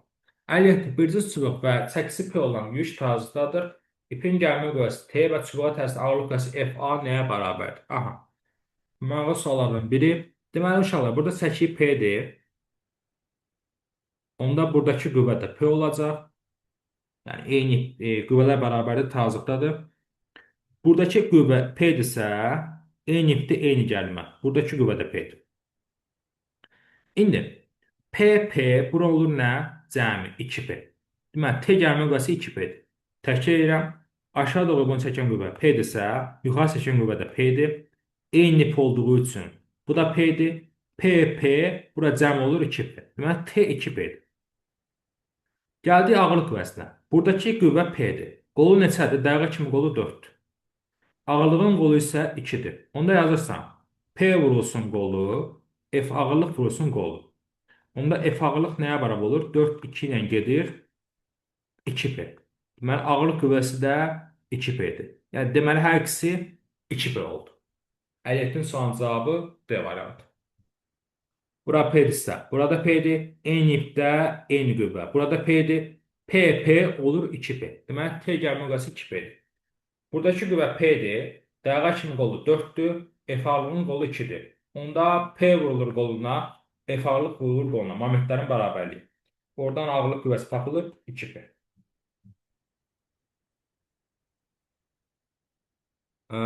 Daha sonra yoldaşlar. 58. Sürtünmə, link və blokun çəkisi nəzərə alınmadıqda burada. Təpələn blokun həmişə 2 dəfə qazanc verir. Bir cibdə. İndi linkin qazancını tapsaq, linkin öz qazancı neçədir? Qollar nisbəti. Linkin bir qolu 1, 2, 3, 4, 5, 6-dır. Bir qolu isə 2-dir. Onda linkin qazancını tapanda 6 bölür 2 olur 3. Deməli, link 3 dəfə qazanc verir. Tərpənən blok 2 dəfə qazanc verir. Link 3 dəfə qazanc verir. Onda ümumi sistem hasil 6 dəfə qazanc verir. Ümumi qazancı belə də tapa bilərik uşaqlar.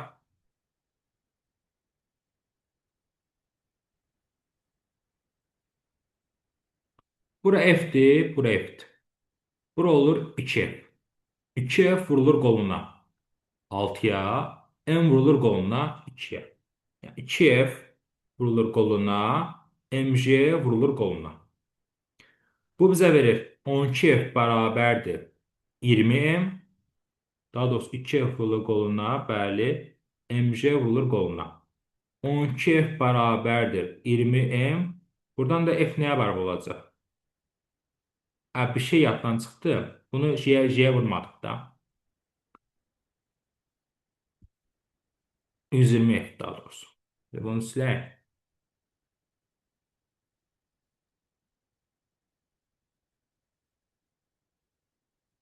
İki F vurulur qoluna, C'lər nəzərə almasa. 2F vurulur qoluna, M vurulur qoluna. İndi burada 2'lər getdi. Onda F nəyə bərabər olur? M bölünsün 6'ya. Yəni MC bölünsün 6'ya. Yəni qüvvə, sistem qüvvədə 6 dəfə qazanc verir. Bax, niyə düzü vurmadım aslında? Bax, nəsə gözümdən qaçıb yəqin. F bərabər olur MC bölünsün 6'ya. 2'lər getdi, qaldı. F bərabər MC vurulsun 6'ya. 2F vurulur qoluna, bərabərdir. MC vurulur qoluna. MC vurulur qoluna. MC vurulur 2'yə. Onda F bərabər olur MC bölünsün 6. Yəni qüvvədə, sistem qüvvədə 6 dəfə qazanc vermiş olur. 1, 3 və 5.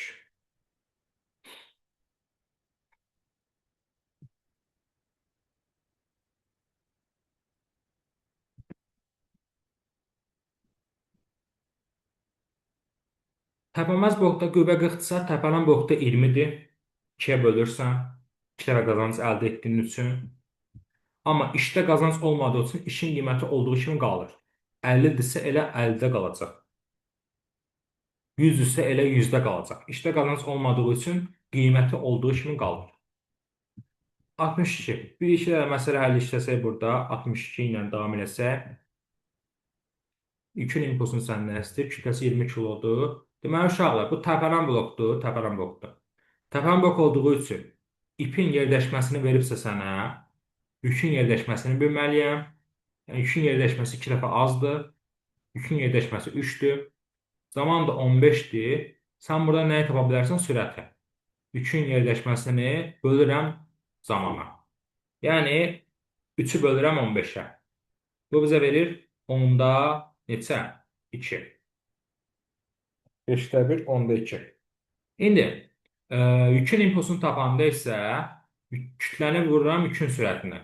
Yəni 20'ni vururam 10'da 2'yə. Bu bizə verəcək neçə? 4. Deməli impulsu 4. Yükdən bəhs olunduğu üçün yükün qiymətlərini tapmalısan. Təpənin boyu olduğu üçün ipin yerləşməsini bölürəm 2-yə. Yükün yerləşməsini tapmaq üçün. Yükün yerləşməsini bölürük zamana. Yükün sürətini tapırıq. Yükün sürətini vuruq kütləyə, yükün impulsunu tapmış olur.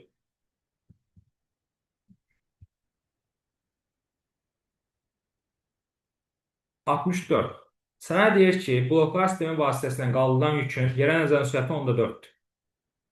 Yükün sürəti deməli 4'dür. Və yük yuxarı doğru qaldırılır. 4 sürətindən yuxarı. İpin sürəti isə neçə olacaq?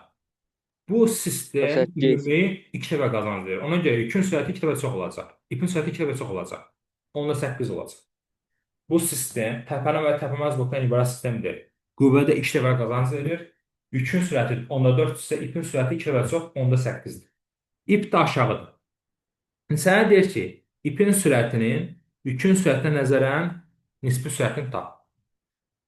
Əks istiqamətdir. Biri yuxarı gedir, biri aşağı gedir. Ona görə də sürətlər əks istiqamətdə toplanır.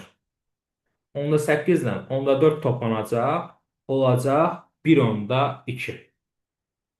Yükün sürəti 4'dür, ipin sürəti 8'dir. Əks istiqamətdə olduğu üçün sürətlər toplanır. Olur 1/2.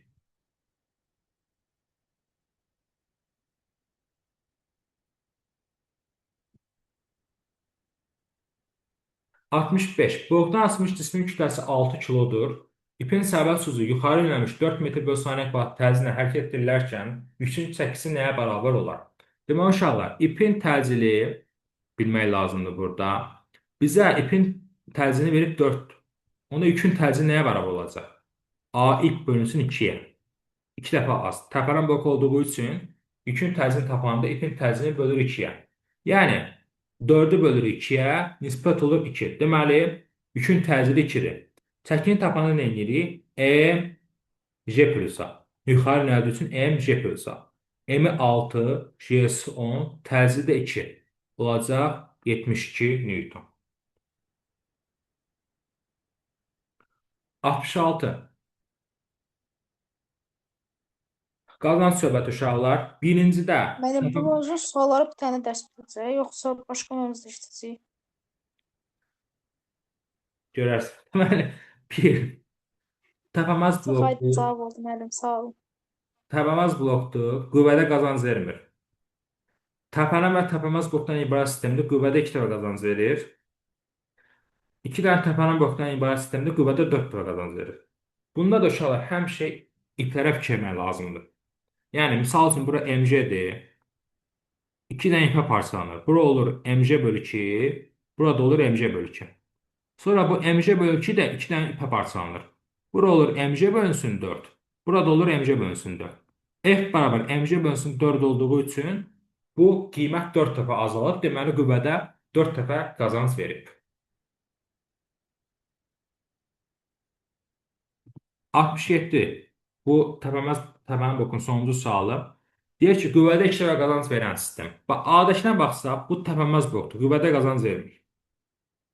Daha sonra C variantında da yenə hər ikisi təpəməz blok olduğu üçün bu da qüvvədə qazanc vermir. Yəni F eyni ip F eyni ip F. Yəni qüvvədə qazanc verir. Gəldi bu B-yə. Bu təpənən blokdur. Qüvvədə 2 dəfə qazanc verir. Və buna baxsaq, bayaq deyik, təpənə və təpəməz blokdan ibarət sistemdir. Bu da yenə qüvvədə 2 dəfə qazanc verəcək. MJ 2'ye bölünür burada. MJ bölü 2, MJ bölü 2. Eyni ip burada olur MJ bölü 2. Bu 2 dəfə qazanc verir. Qaldı burada Y variantı. MJ 2 dəfə MJ bölü 2, MJ bölü 2, 2'ye bölündü. Yenə 2 dənə ipə parçalandı. MJ bölü 4, MJ bölü 4. Gəldi bu eyni ip MJ bölü 4. Deməli, bu sistem 4 dəfə qazanc verir. Bu da Y variantı. Deməli, uşaqlar, bir dənə mali müstəvidən də 11 suala baxaq, yekunlaşdıraq.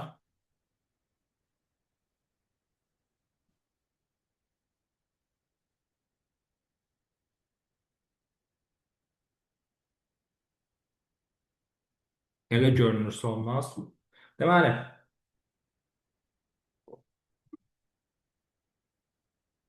Mavi Həlimdə müstəvidə bu mövzu neçə sualdır? 11. Mavi müstəvidə bilməli olduğumuz düsturlar hansılardır? Sükunət sürtmə qüvvəsi mg sinus alfaya bərabərdir. Reaksiya qüvvəsi mg kosinus alfaya bərabərdir. Uşaqlar, reaksiya qüvvəsi təzyiq qüvvəsi ilə modulca bərabərdir. Ona görə təzyiq qüvvəsi də mg kosinus alfadır. Yəni bir cisim götürsək, dayaqdan yuxarı doğru reaksiya qüvvəsi, təzyiq qüvvəsi də əks istiqamətdən təsir göstərir. Yəni dayağa göstərir təsir. Bu zaman reaksiya qüvvəsi ilə təzyiq qüvvəsi modulca bir-birinə bərabər, istiqamətcə əksdirlər. Ona görə təzyiq qüvvəsi də elə dayağın reaksiya qüvvəsi kimi mg kosinus alfa ilə tapılır. Qaldı bir dənə sürtmə qüvvəsi, sürtmə qüvvəsi. O da μn, yəni μmg kosinus alfa idi. İndi bizə deyir ki, təzyiq qüvvəsinin düsturu dedik ki, reaksiya qüvvəsinə bərabərdir, mg kosinus alfadır. Reaksiya qüvvəsinin düsturu o da yenə mg kosinus alfadır.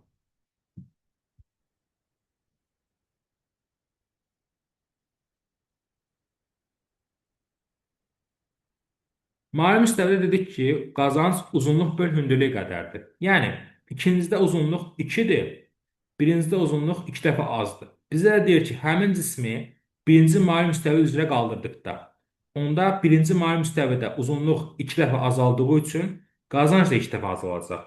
Olacaq 2f. Qazancın azalması qüvvənin azalması deyil, qüvvənin artmasıdır. Qazanc nə deməkdir? O qüvvənin qiymətini azaltmaq deməkdir. Bir şeyi 80 Newtonla qaldırmalıyam. Əgər qüvvədə 2 dəfə qazanc verirsə, o şeyi 80/2 40 Newtonla qaldıra bilirəm. Qazanc bu qüvvənin qiymətinin azalmasıdır. Yəni, sənin qazancın burada 2 dəfə azalır. Uzunluq 2 dəfə azalır bu mavi müstəvidə. Onda qazanc da 2 dəfə azalır. Qazancın 2 dəfə azalması qüvvənin əksinə 2 dəfə artması deməkdir. Yəni 2 dəfə daha çox qüvvə tətbiq edərək onu qaldırmalısan. Sən burada qazanc əldə etmədin. Əslində itirdin. Üçün cavabı C variantı. Lig və mavi müstəvi sadə mexanizmdir. Hər ikisi sistem sadə mexanizmdir və hər ikisi işdə qazanc vermir. Bu cibdə. Təpənməz dayaq ətrafında fırlanan bərk cisim Lingin qaydasıdır. Uzunluğu hündürlüyə bölərək qazancı göstərir. Mavi müstəvidir. Qolların nisbəti qədər qazanc verir. Linkdir. Linkdə qollardır. 3, 5, 4, 1, 2. Yəni Y variantı. Növbəti sualımız 5-lə. Burada da yenə uzunluqlara fikir versək, burada qazanc deyir 4 dəfədir. Birincidə qazanc. Birincidə uzunluq 2 dəfə az olduğu üçün qazancı da 2 dəfə az olacaq. 4-ü böləcəm 2 olacaq 2. Qüvvədə 2 dəfə qazanc vermiş olacaq. Uzunluq azalsa, qüvvədə qazancı da mavi müstəvidə azalır. Altda da həmçinin ikinci mavi müstəvidə qazancı istəyir bizdə. İkinci mavi müstəvidə uzunluq 2 dəfə artdığı üçün qazancı da 2 dəfə artmış olacaq. Yəni, 1/5-i vuracağım 2-yə, 3 dəfə qazanc vermiş olacaq. 7-də də həmçinin birinci mavi müstəvidə uzunluq 3 dəfə çoxdur, ikinci mavi müstəvini soruşur. İkinci mavi müstəvidə uzunluq 3 dəfə az olduğu üçün qazanc da 3 dəfə az olacaq. Yoxsa, birincini istəyir. Birincidə uzunluq 3 dəfə çox olduğu üçün qazanc da 3 dəfə çox olacaq. 2-ni vuracağım 3-ə olacaq 6. 6 dəfə qazanc vermiş olacaq. Yenə 8 də eyni temadır. Birinci mavi müstəvidə 6 dəfə qazancdırsa, ikincidə uzunluq 3 dəfə az olduğu üçün 6/3 2 dəfə qazanc vermiş olur. Gəldi fərqli suallarımızdan 9-a. Təzə sualımızdır. M kütləli cisim blokun köməyi ilə hamar mavi müstəvi boyunca sabit sürətlə qaldırılır. Sistem qüvvədə hissəmə qazanc verər. Deməli, uşaqlar, bu tərpənən blokdur. Tərpənən blokda qazanc nədir? 2 dəfə. Mavi müstəvinin qazancı tapırız. Mavi müstəvidə qazancı tapanda K ilə işarə edəsək qazancı, ya uzunluğu bölür hündürlüyə, ya da bucağın sinusunun tərs qiymətidir. Yəni, bucağın sinusu neçədir? 30 dərəcədir. 30 dərəcənin tərs qiyməti olacaq 2. Deməli, bu Mali müstəvi 2 dəfə qazanc verir. Mali müstəvi 2 dəfə qazanc verir. Tərəfərin bloku 2 dəfə qazanc verir. Ümumi sistem 2 vur 2 4 dəfə qazanc vermiş olur. Onda da mali müstəvi qazancı tapanda yenə 1 bölünsün sinüs alfa. Bu hardan gəlirdi? Uzunluq bölünsün hündürlük. Bu da bucaq. Bucağın sinusunu tapanda qarşıdakı kateti bölürük hipotenuza. Biz də inşallah bilirik ki, qazancı tapanda mali müstəvidə uzunluğu bölürük hündürlüyə. Burada da bucağın sinusu tərsi olduğu üçün qazancı tapanda bucağın sinusunun tərs qiymətini də yazmaq olar. Burada da bucağın sinusu yenə 2-də 1, yəni nisbət olacaq 2. Mali müstəvi qövdə 2 dəfə qazanc verir. Bu isə tapılmaz blokdur, mərkəzdən bağlanıb. Tapılmaz blokdur. Tapılmaz blok qüvvədə qazanc vermir. Ona görə ümumi sistem elə 2 dəfə qazanc vermiş olacaq. Və sonuncu sualımız 11. Burada da yenə eyni tema. Mali müstəvidə qazanc yenə 1 bölünsün sinus 30, yəni 1 bölünsün 2-də 1. 2-dir. Mali müstəvidə qazanc 2-dir. Yəni birincidə qazancımız olacaq 2. 1-ə uyğundur elə D variantı. 1-ə uyğundur D variantı. İkincidə baxsaq, bu təpəməz blokdur. Qüvvədə qazanc vermir. Mərkəzdən bağlanıb. Bu təpəməz blokdur. Qüvvədə qazanc vermir.